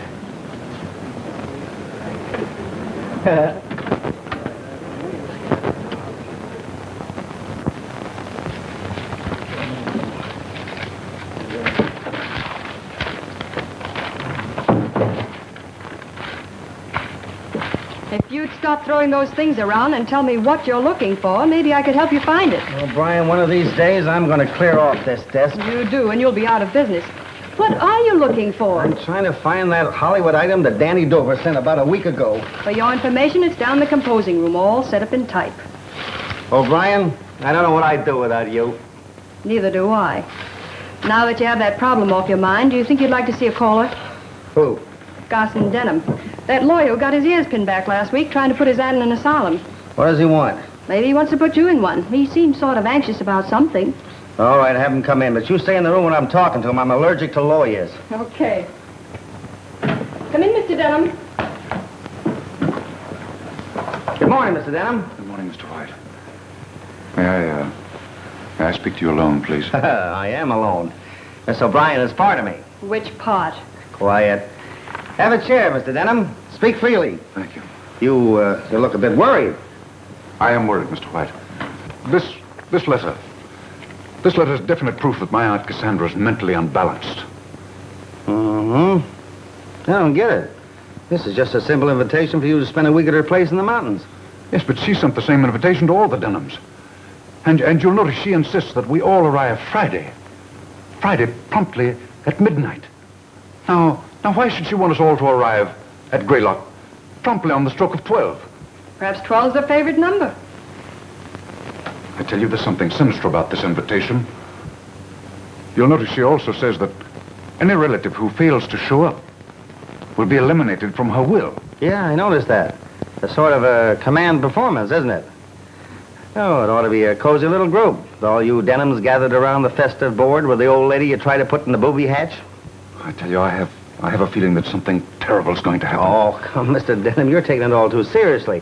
She probably just wants to bury the hatchet now that she's been declared sane. Sure, it's a great sport.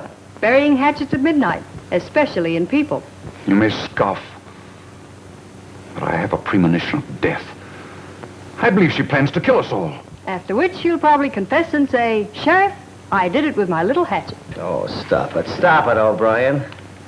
Hey, it does seem funny. Oh, poppycock. I watch your aunt on the witness stand, and she's no killer. She's intelligent and harmless. And what a sense of humor. It may strike her as humorous to murder us all in our beds. Mr. White, I'm going to leave this letter with you, just in case anything does happen to me. This fantastic idea of having us arrive at midnight is the handiwork of a madwoman. You'll see that. Okay, Mr. Denham, I'll be watching for murder news from Greylock. And if anything does happen, you'll see that she's brought to justice. Oh, sure. Thank you, Mr. White. Goodbye. Goodbye. Goodbye, Mr. Denham. See you in a shroud.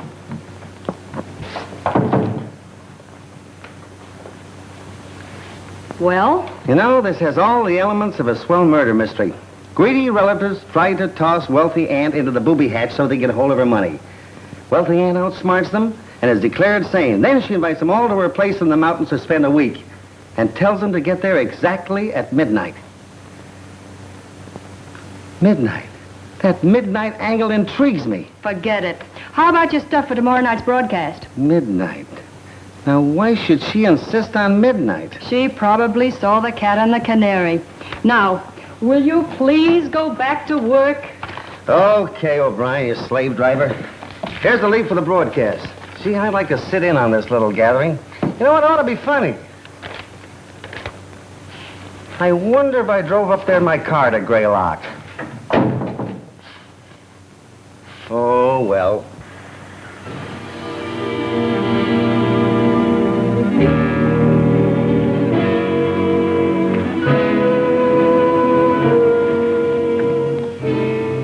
Well, here we are. Aunt Cassie can't say we aren't prompt. It's still only 10 minutes to 12. I don't care what time it is. We shouldn't be visiting a crazy woman. No, stop it, will you? Stop it.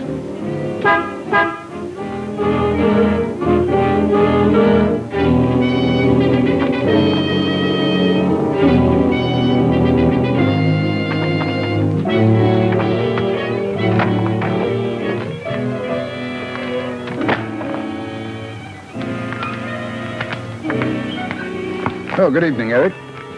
Evening. Any of the others arrived yet? Not yet. Well, I guess we might as well go along in, then. Guess you had.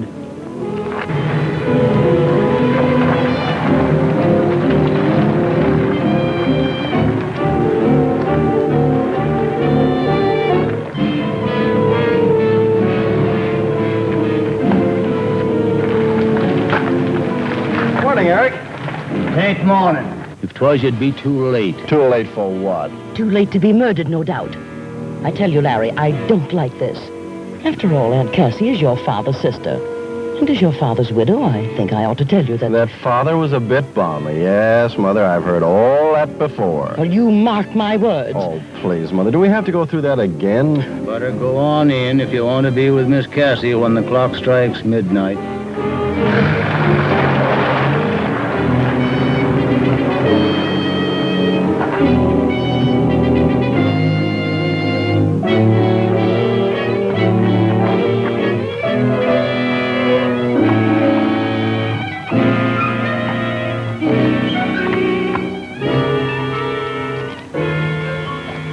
Here, aren't they?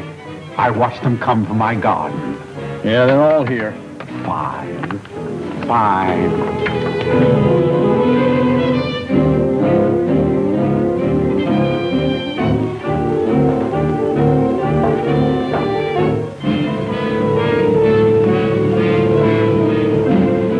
For goodness sakes, Garson, stop that pacing. You're making me nervous. Nervous? How do you think I feel? You should feel nervous. You started this whole thing, getting us to sign that complaint against Aunt Cassie. That's right. Blame me for everything. Of course, you'd have been highly pleased if I'd succeeded. Naturally. But you didn't. And now we have to spend the week in this ratty old mansion. It isn't compulsory, you know. You can leave any time. Sure we can. And have Aunt Cassie cut us out of her will. You'd love that, wouldn't you? No thanks. We're staying. Well, I'm hungry. I think I'll see if there's anything good in the icebox. Tom Denham, don't you dare leave this room. How can you even think of food when we're all in danger? What danger? Why, Aunt Cassie wouldn't hurt a fly.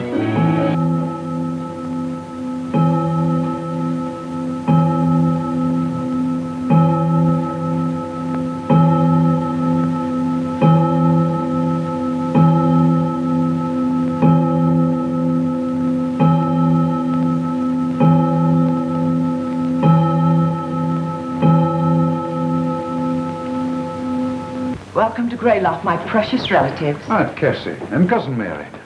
Aunt Cassie, I know that I speak for all of us when I say that we're delighted to be here. We certainly are. And I always look forward to visiting your charming old mansion. Greylock is such a lovely, restful place. Oh, Aunt Cassie, you look younger every day. Poppycock, stop fawning over me. A week ago, you were trying to put me in a padded cell. But, Aunt Cassie, you know we only did it for your own protection. And to get her money. Keep quiet, child. I'll handle this. I've been protecting myself for 40 years, since I was 25. I've done a pretty good job of it. So let's forget about protection and, sit down, everybody.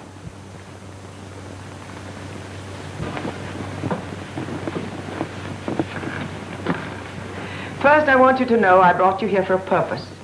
I want to study you all for a week, just like a scientist studies rats and guinea pigs in his laboratory.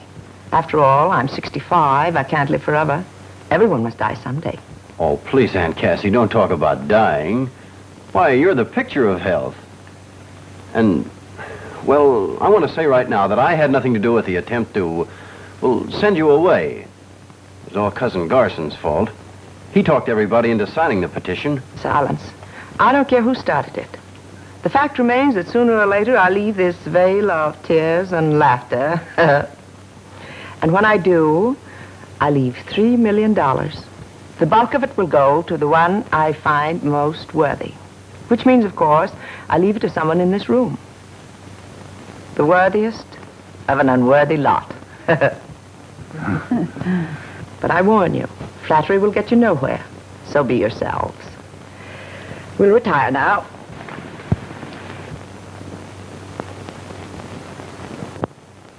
Breakfast will be served at 8. I'll expect you, all of you, to be at the table promptly. I hope you sleep well. Don't let the knowledge that you're sleeping under the same roof with $3 million disturb your slumbers. Come, child. Aunt Cassie, you mean that you keep all that money here in this house? Why not? With everyone trying to take it away from me? I like to keep it around to check up on it once in a while. But don't try to look for it. You wouldn't find it in a million years. Did you ring, Miss Cassie? Yes. Have you placed the luggage in the right rooms? Everything is just as you ordered it. Good. Now we'll all have a splendid night's sleep. Come along. I'll distribute you.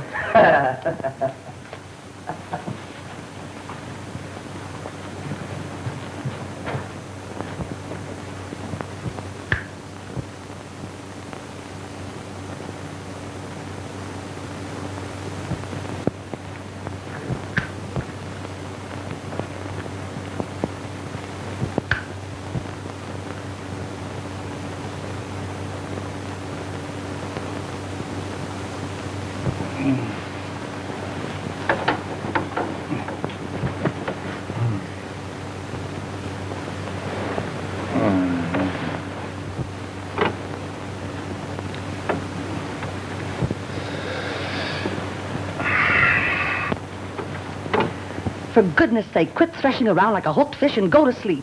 Oh, I can't sleep. I've got too many things on my mind. Of course, you wouldn't understand that, not having any mind to speak of. Well, I like that. You dragged me away from home to spend a week in this dreary museum, and now you insult me. Where are you going? To get a book from the library. Have you any objections? No. Go ahead. Go and get killed wandering around in the middle of the night. You said yourself you had a premonition of death before we left home. No, I've revised my estimate of the situation. Aunt Cassie may be a bit eccentric, but we're not in any danger. You go to sleep. I shan't be long.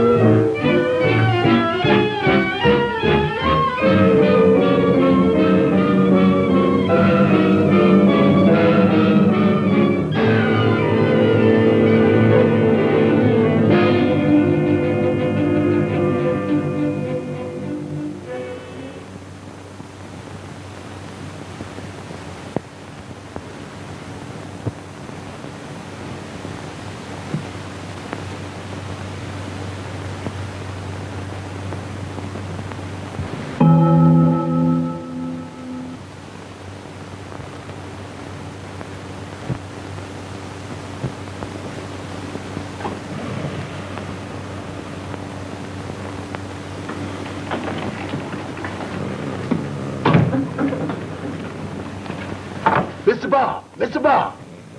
Mr. Bob! Ain't no use in digging in pulling on covers. You got a telephone to answer. Wake up now. You certain is asleep in this man? Oh, give me those covers. Your big trouble wants you on the telephone. Ain't no use arguing with Miss Nora. Oh, Brian. Oh. Boy, at 10 o'clock in the morning, she knows better than that. Tell her I never talk to anybody in my sleep. She said you'd jump right out of bed if I tell you Lawyer Denham had met her with some killing. What? Yes, indeed. And Mr. Denham's a corpse. Well, why did you say so? I kept trying to, sir. Well, pack me a bag. Yes, Hurry up. sir. Yes, sir. Hooray, a murder.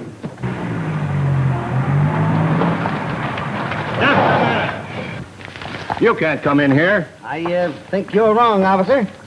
My press card. My membership card in your lodge. Sheriff's Association. Here, you might as well look these over, too. Honorary memberships in police organizations from Miami to Los Angeles. Goofy, isn't it? But then some people collect matches. Are you really Bob White, the fellow that writes a column? In the flesh, officer.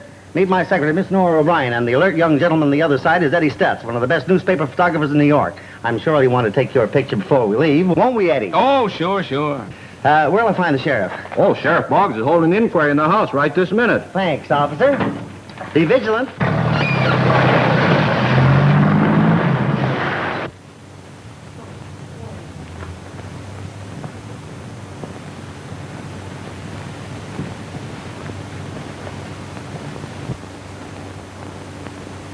Somebody in this room killed Garson Denham with that knife, and I propose to find out who did it. Why don't you get on with it instead of walking up and down talking your head off?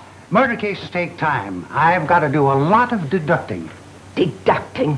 You sound like a millionaire making out his income tax. All right, everybody, hold it, please. Thank you. Who are you? I'm Bob White, New York Evening Register, with cameraman and secretary. Now, don't tell me who you are. Let me think. You're Sheriff Boggs, and you're conducting an inquiry into the death of Garson Denham. Hi, Sheriff. How is the inquiry progressing? Well, confidential, Mr. White. It ain't going so hot. Oh. They won't talk. Nobody knows nothing. Open and shut case, huh? Mostly shut. Shudder in the dickens, but I'll solve it. You may not know it, Mr. White, but I'm a regular reader of your column. Well, thanks, Sheriff. Make a note of that. I got another reader. Maybe when I do solve this dastardly crime, you can write one of them editorials about me, like you wrote about J. Edgar Hoover or Dr. Defoe. Well, I'd be glad to, Sheriff, but how about the crime? Got any clues? Only this knife. I found it sticking in the corpus delicti. Take a look at it. No, Sheriff. You take care of that. I'm allergic to knives. It dates way back to the time you learned to use a fork. Quiet. Well, Miss Denham, I see your family reunion got off to a nice little murder. Something's always interfering with my plans. If you mention me in your column, be sure and spell my name right. Oh, you read my column? Yes. Oh, thank you. I was scared to death they'd ask me that on the witness stand. If I'd admitted it, they'd have thought sure I was crazy. You know, Miss Denham, you and I are just Going to get along fine. Just fine. I tell you, I got orders not to let anybody in here. Tell me I can't come calling Cassie Denham when she's in trouble. Get out of my way. Why, what are they doing to you, Cassandra? Are they accusing you of killing Garson Denham? If they are, I can tell them they're wrong. Any man who went snooping around like he did last night was bound to get his comeuppance. How do you know he was snooping? I saw him through the library window. What time was that? About 1 o'clock in the morning. Trowbridge Montrose, what were you doing looking through my library window at 1 o'clock in the morning? Probably looking for a book. Speak up, Mr. Montrose. How'd you happen to be snooping at that hour? I was walking in my garden. All of a sudden, I saw a light come on in Cassie's library. I peeked through the window and saw Garson Denham snooping, looking behind pictures and pulling books from shelves. What else did you see? Well, that was all. When he quit snooping and sat down to read, I went home. Do you generally walk in your garden at 1 o'clock in the morning? Always, when the flowers are in bloom. The scent of flowers at night is much sweeter than it is in the daytime. I love the scent of flowers at night. Your name wouldn't be Ferdinand, would it? No. I was christened Trowbridge Cadwallader Montrose. However, my grandfather's name was Ferdinand. That explains it. Probably hereditary. What is hereditary? Look, Mr. Montrose, suppose we forget the whole thing? Mr. White, what is your theory of this crime? Well, Sheriff, I haven't had time to theorize, but I have a suggestion. What is I it? have a friend in New York by the name of Philo Christopher. Now, he writes murder mysteries. If I sent for him, probably he could help. Oh, no, you don't.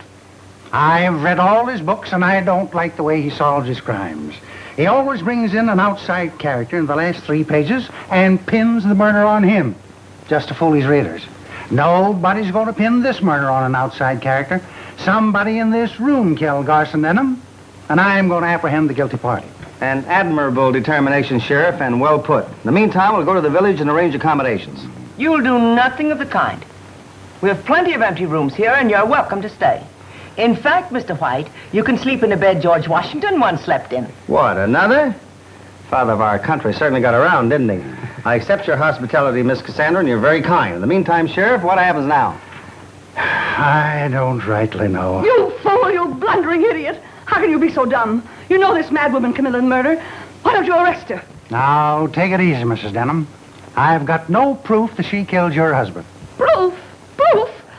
What more proof do you want? She invited us here for a visit and insisted we arrive at midnight. Then she informed us she's going to study us for a week, like rats or guinea pigs. She had every reason to kill Garson, because he wanted to put her where she belonged, in an asylum. I demand that you arrest her. Now, hold on. Aunt Cassie's been doing queer things around these parts as long as I can remember. But she ain't crazy. The court just decided that. And I'm arresting nobody till I've got proof. You fool! You're protecting a murderess. Tom, take me home. I'll not stay in this house another minute. Oh, yes, you will. Nobody's leaving Greylock till I apprehend the killer. Tom, take me to my room. You all heard what I said. Nobody's leaving the grounds until this crime's cleared up. I'll have men guard the place day and night. That's all for now. Well, what about me? I live next door. You can go home. My men will keep an eye on you. Maybe after you get unpacked, you'd kind of like to talk this case over before the coroner gets here. Thanks, Sheriff. I'll be glad to.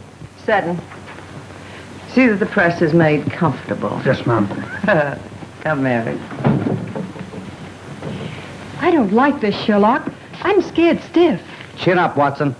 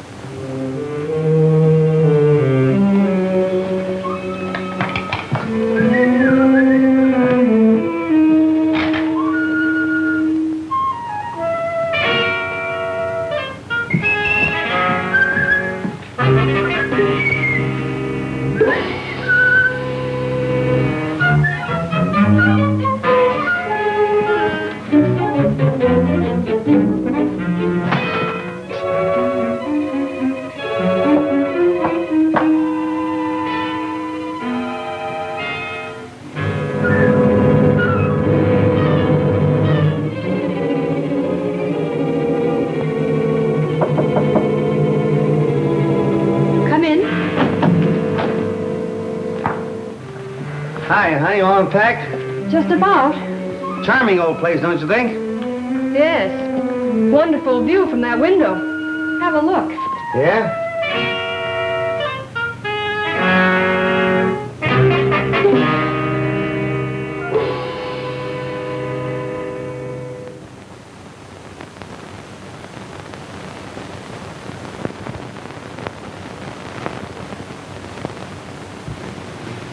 I told you the view was wonderful. Yeah, but the murderer used a knife.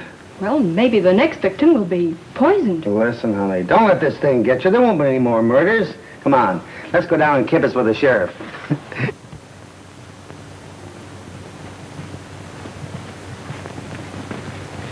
Hi, Sheriff. Any fingerprints? Nope, can't find any. Take a look. Oh, thanks. You see any? Come on, Sheriff. Give me a shot of you holding the knife. A little higher. Hold it. Thank you. Has the corpus delicti been removed yet? Nope, it's still in the library where the coroner left it. The undertaker's coming from the village. Do you mind if I take a look at it? No, come on. You better stay here. This is not for you. I'm a newspaper man. I can take it. Hey, wait a minute. That ain't Garson Denham.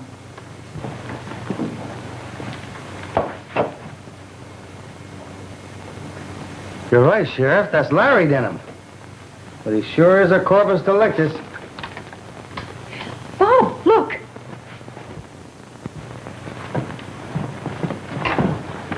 Whoever knocked him off must have come in the window.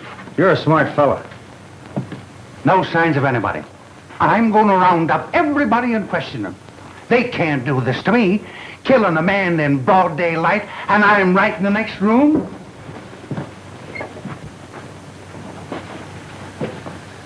Well, here we go again, Miss Denham.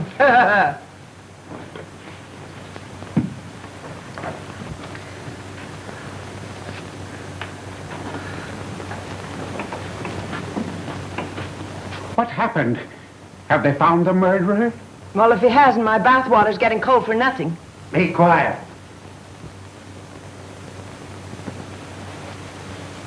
Where were you during the last half hour? I was transplanting a tree near the entrance gate. Deputy Judkins was with me. That's right, Sheriff. What about you? I was greasing the car in the garage. You look it.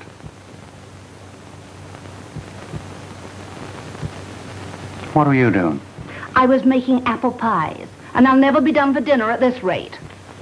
You got an alibi? I was counting the laundry. The cook saw me.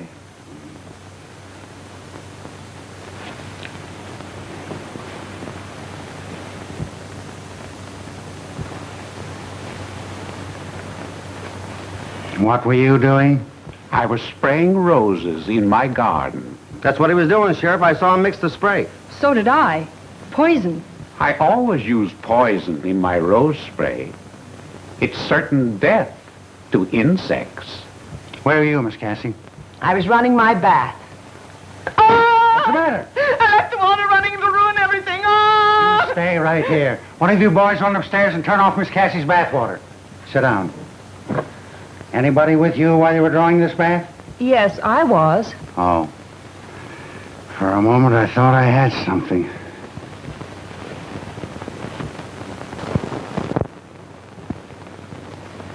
And I was walking in the garden by the summer house. You didn't walk by the library by any chance, did you? Yes, I did. Why? Oh, just idle curiosity. Anybody see you taking this walk? I was watching him all the time, Sheriff. He never got out of my sight. Well, Sheriff, that's that. It sure is. How about you, Mrs. Denham? I was lying down, trying to rest.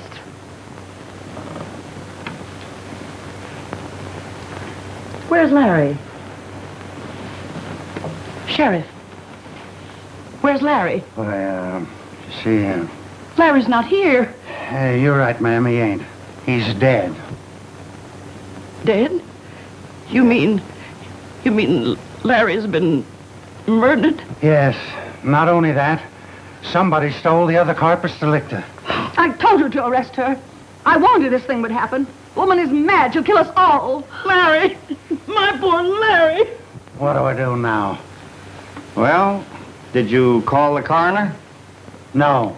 I plumb forgot it. One of you boys called the coroner right away. That's all for now. What I said about nobody leaving the grounds still goes. Hello, Mary.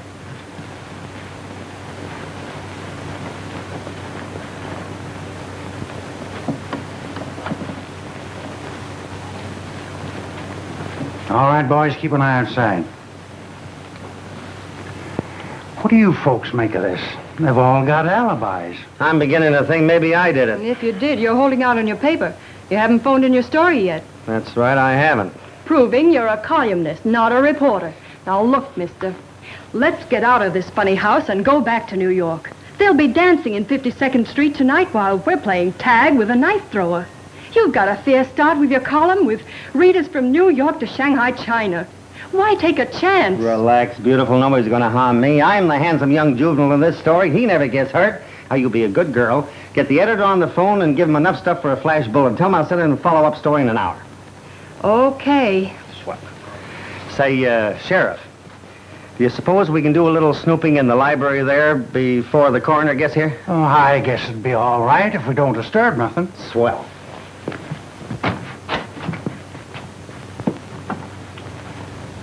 It's gone.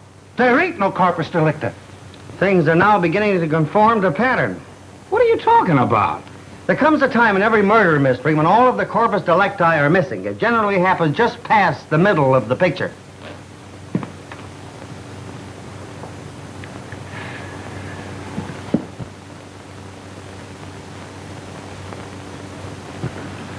I know how you feel, pal. This thing's got me stumped, too. But we'll both keep trying. We'll think it out together, eh, pal?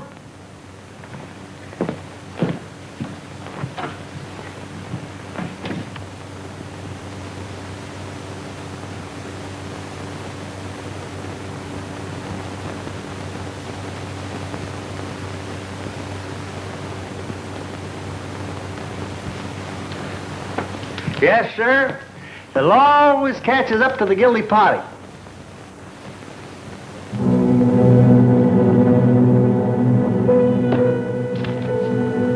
Leave Greylock at once or you will die.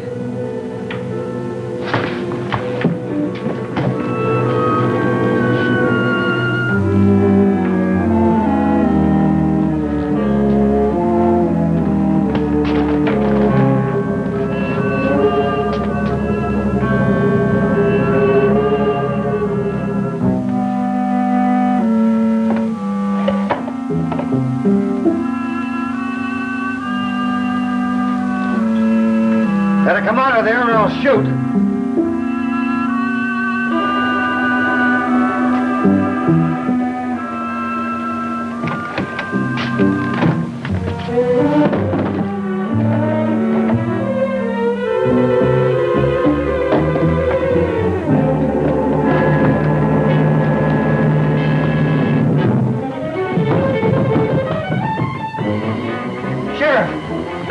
Your shirt. Never mind my shirt. I just found the bodies. Where? Fell out of a closet in my room. Lead the way. Where are the bodies? I don't see anyone. Why, they're gone. Are you sure you're not ill? You got a bottle you've been holding out on me. Why, I tell you, they were right there. I came out of that bathroom, and the statue was gone. There was a note there saying, you leave Greylock at once or you die. I rushed to the door, and it was locked. I looked at the key, and I saw it was turned. So I knew there was somebody inside this room. So I went to the window there, and it was locked. So I grabbed my pistol out of that drawer. Then what? And I pointed right at the door, and I said, come out of there, and I'll shoot. But they didn't come out. So I went over to the door like this, and I pulled it wide open. There they are again. Who's crazy now? Huh? Give me time, I'll find out who stole that statue and wrote that note, too. I don't care anything about statues and notes. Somebody call the coroner and undertaker. I've got the 2 corpus delictuses, and by golly, nobody's going to take them away from me. Sheriff, don't you think you ought to let my relatives go home?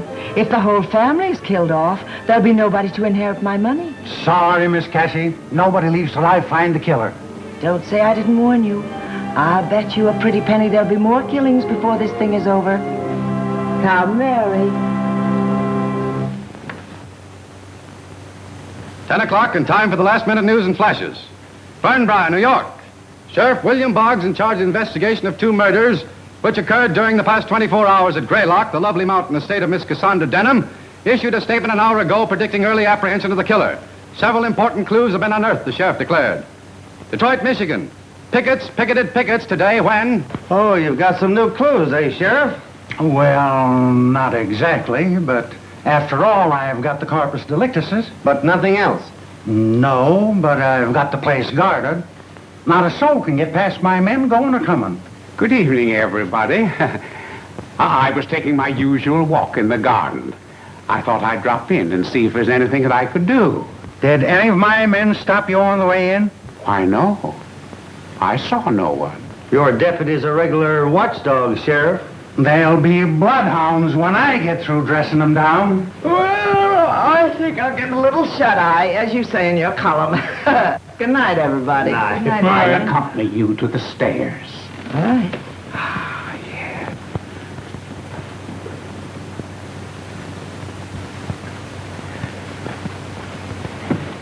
Cassie, is there anything you want to tell me? No. Remember, I'll always stand by you. Don't overdo it. Good night. Good night. That sweet little soul who just left gives me the jiving jitters. I wonder who she'll kill next. Here, you cut that out. You're as jumpy as a pogo stick. She's not a killer.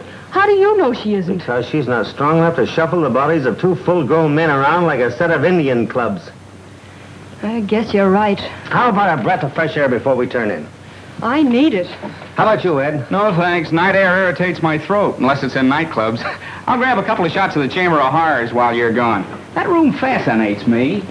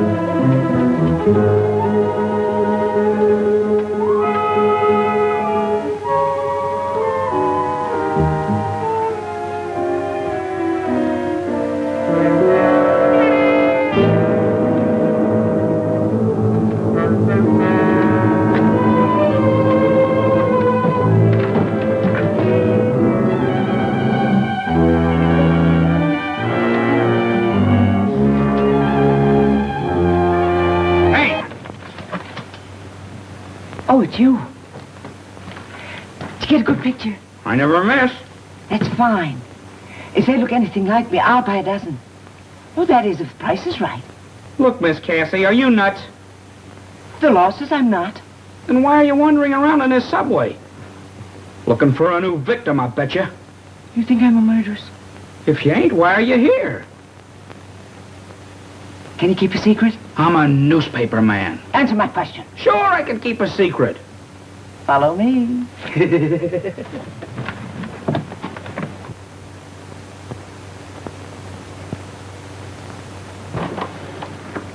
Come on, come on.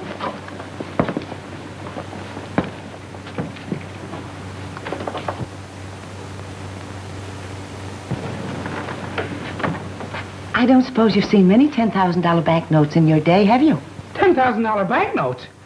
Look, Miss Cassie, I'm lucky to cast my peepers on a double sawbuck, meaning 20 potatoes, meaning dollars to you. Well, here are 200 of them. 2 million in currency and 1 million in securities. I want you to hold all of them for me for safekeeping. Me? Carry $3 million around with me? Lady, now I know you're crazy. No, I'm wise. Whoever is committing the murders is after my money. And it's someone who suspects I keep it in the library. Otherwise, why would Garson and Larry have been murdered in the library? Sounds reasonable. It is reasonable.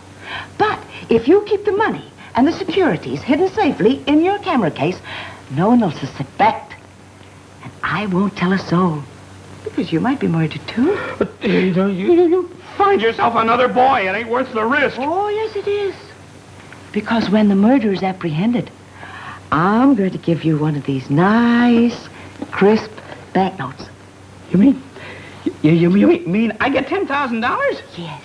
Aunt Cassie, you made a deal. You got any idea who the killer might be? Oh, I hope it isn't the one I suspect. Who's that? My neighbor, Trowbridge Montrose. You mean the flower smeller? Yes. He's been in love with me for years. I get it. A short engagement, huh?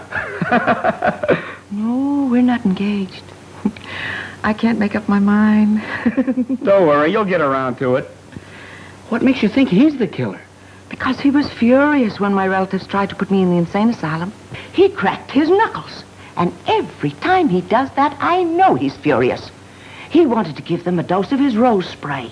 You mean the poison that he kills the bugs with? Yes. Oh, I do hope the next murder is by poison. My mind will be relieved. Next murder? Oh, yes. There'll be other murders. Goodbye.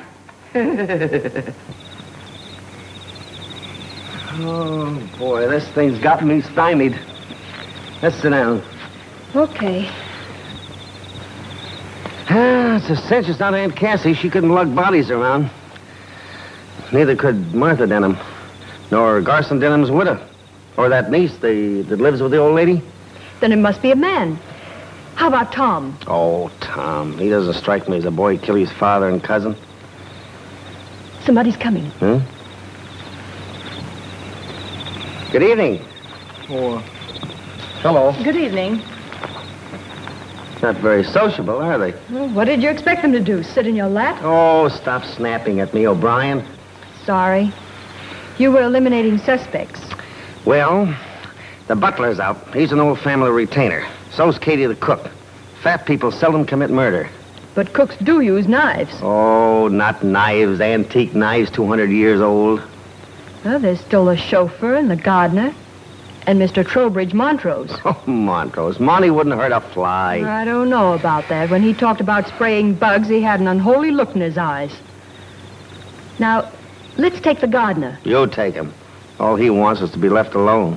Well, there's still the chauffeur. He's out, too. He was asleep over the garage when Garson Denham was killed and under a car when Larry got it. Well, then who is the murderer? I don't know. Maybe it's the little man that turns out the lights in electric ice boxes. Very funny. All on account of Aunt Cassie's money. If only she'd distribute it where it would do some good, there wouldn't have been any murders.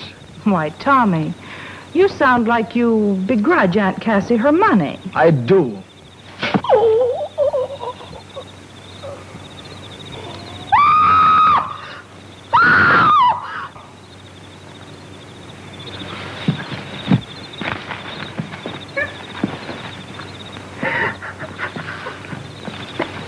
He's dead. Who did it?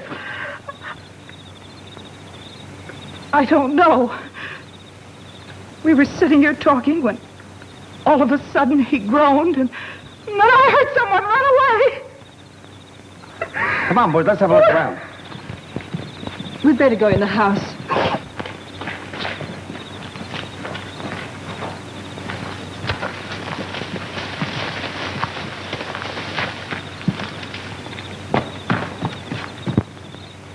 Hey, somebody over by that big tree.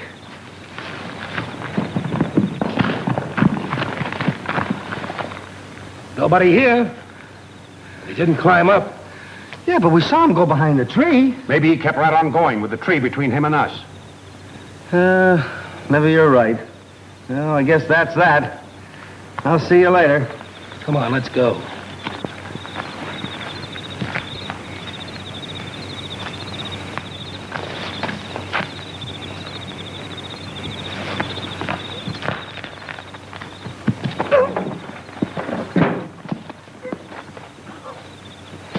Oh, it's you.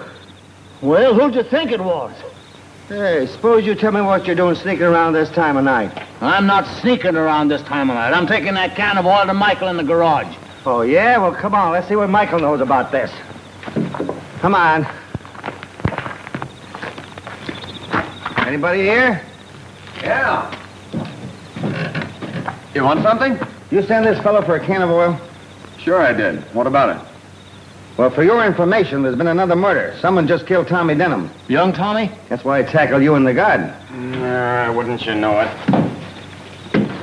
Well, I guess we might as well start for the house. The sheriff will want to question everybody again. You know, if these murders don't stop, I'm never going to get that car greased. Oh, that's going to be tough.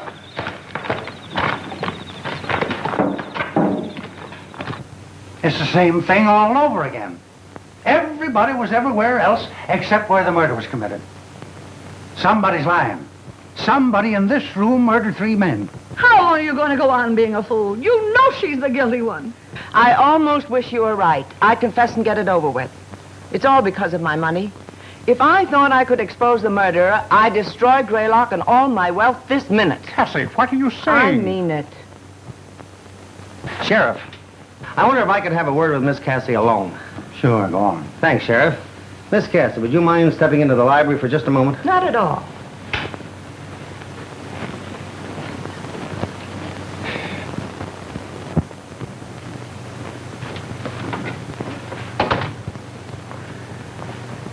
Miss Cassie, you missed your calling. What are you talking about? You could have been the great American Bernhardt. Oh, that was a great act you put on out there. Come on, give. What's your angle? You're a young smart aleck, aren't you? Don't stall me. You've got something on your mind. What is it? Well, to tell you the truth, I've been toying with a surefire plan to trap the murderer. How? I've been living in this museum piece for 65 years. I'm sort of tired of it. Its sliding panels and hidden passages give me the horrors. Sliding panels, hidden passages? The place is honeycombed with them. The old shack was the headquarters for the colonial spies during the Revolutionary War and a station for an underground railroad during the Civil War. I tell you, Mr. White, every time you touch a wall in this place, it's liable to jump at you. Underground. Yeah. Then maybe the murderer is hiding in one of those secret passages now. He might be. But if he isn't, my plan is still good. I'm going to set fire to Greylock. You're going to do what? I'm going to burn the old shack down. You see, whoever the killer is, he or she is after my money. Until today, I had $3 million in cash and securities hidden in this house. Today, I removed it. Your photographer has it hidden in his camera case. You mean to say Eddie's got $3 million carrying around with him in a camera case? Yes. But if your money is safe, Miss Cassie, why burn the place down? Because the murderer will give himself away if he thinks the money is going up in smoke. The house means nothing to me. For 65 years, it's had me hanging on the ropes. I learned that bit of slang reading your column. But listen, that's arson. Arson? No, it isn't. I've no insurance. I'm not cheating anybody. I'm just lighting a bonfire to take a great load off my shoulders. Oh, but it seems such a shame to destroy such a lovely old place. Oh, patient Tosh. If I don't burn it down, we'll all find ourselves in the cemetery. Besides, the upkeep of the old shack is terrific. What do you say? Will you help me? Well, okay, what's the setup? You get everybody outside on some pretext. Leave the rest to me. Keep your eyes open. And the first one who makes a break for the house is the murderer. So long, Mr. White. Hey, what do you mean, so long? Keep your eyes open. I certainly... So long, Mr. White.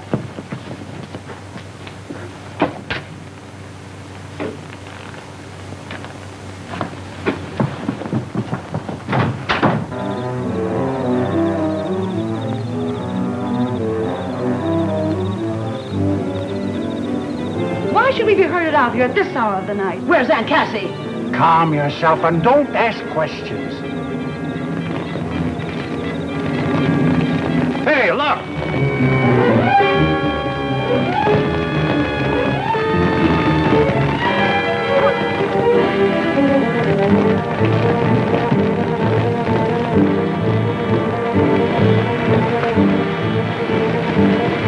Oh, what's happened? What does this mean? Don't get excited. I set it on fire. Told her she was crazy. What are you doing, Cassie? Don't you worry about it.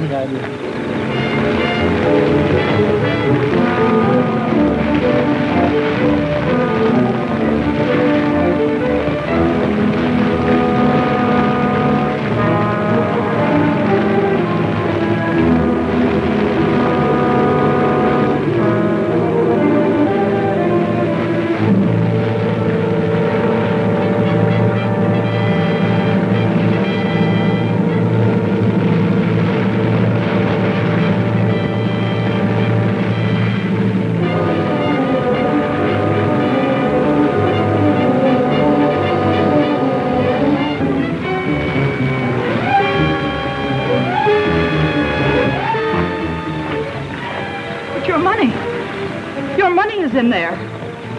Yes, I know it. It'll be destroyed. I'm glad of it. Money is a curse that breeds evil.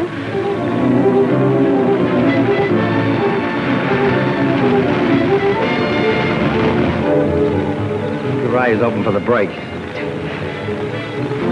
You can't destroy it. It's mine. Mine, I tell you. I lived with you, put up with your strictness, pretended to love you, knowing that one day it would be mine. Oh, I hated you. Yet I pretended to love you, knowing that someday you would die and your money would be mine. Then when the others stepped in, I killed. Yes, Michael and I murdered so that one day it would all be mine. I would be your only heir. Tie her loose. Don't shoot! My husband! Your husband? What are you talking about? We've been married over a year. Oh, don't let them kill him. Don't! Please don't! Take her to the village. Come on.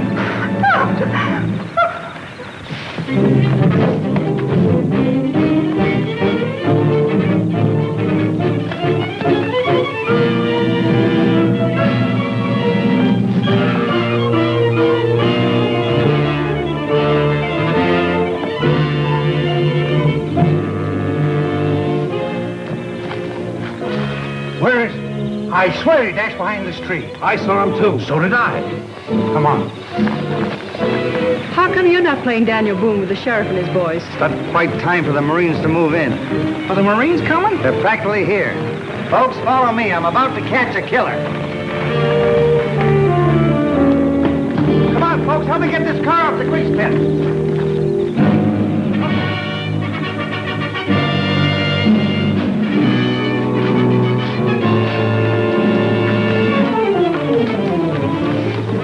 Stand back, folks. And I will have to do a little shooting. What is this? Quiet. Here he comes now. Hey! Come on. Get out of there and keep your hands in the air. Hey! Where did you find her? Popped out of a hole in the ground just like that.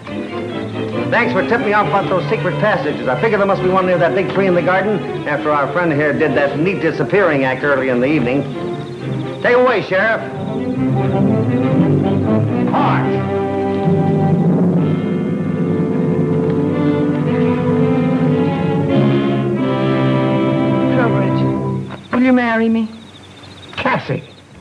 you mean it? Of course I do.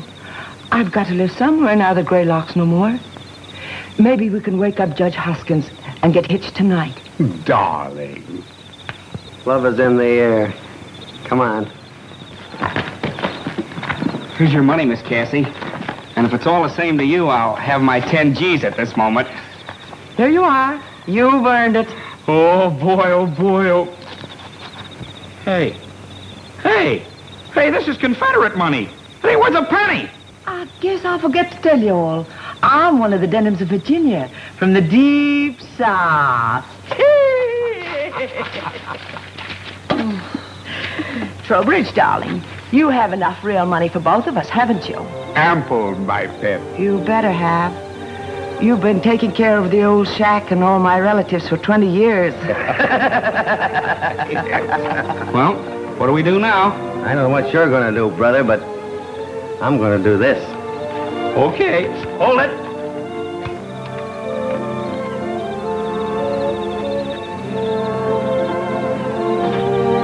The Hayes office ain't gonna like that long kiss.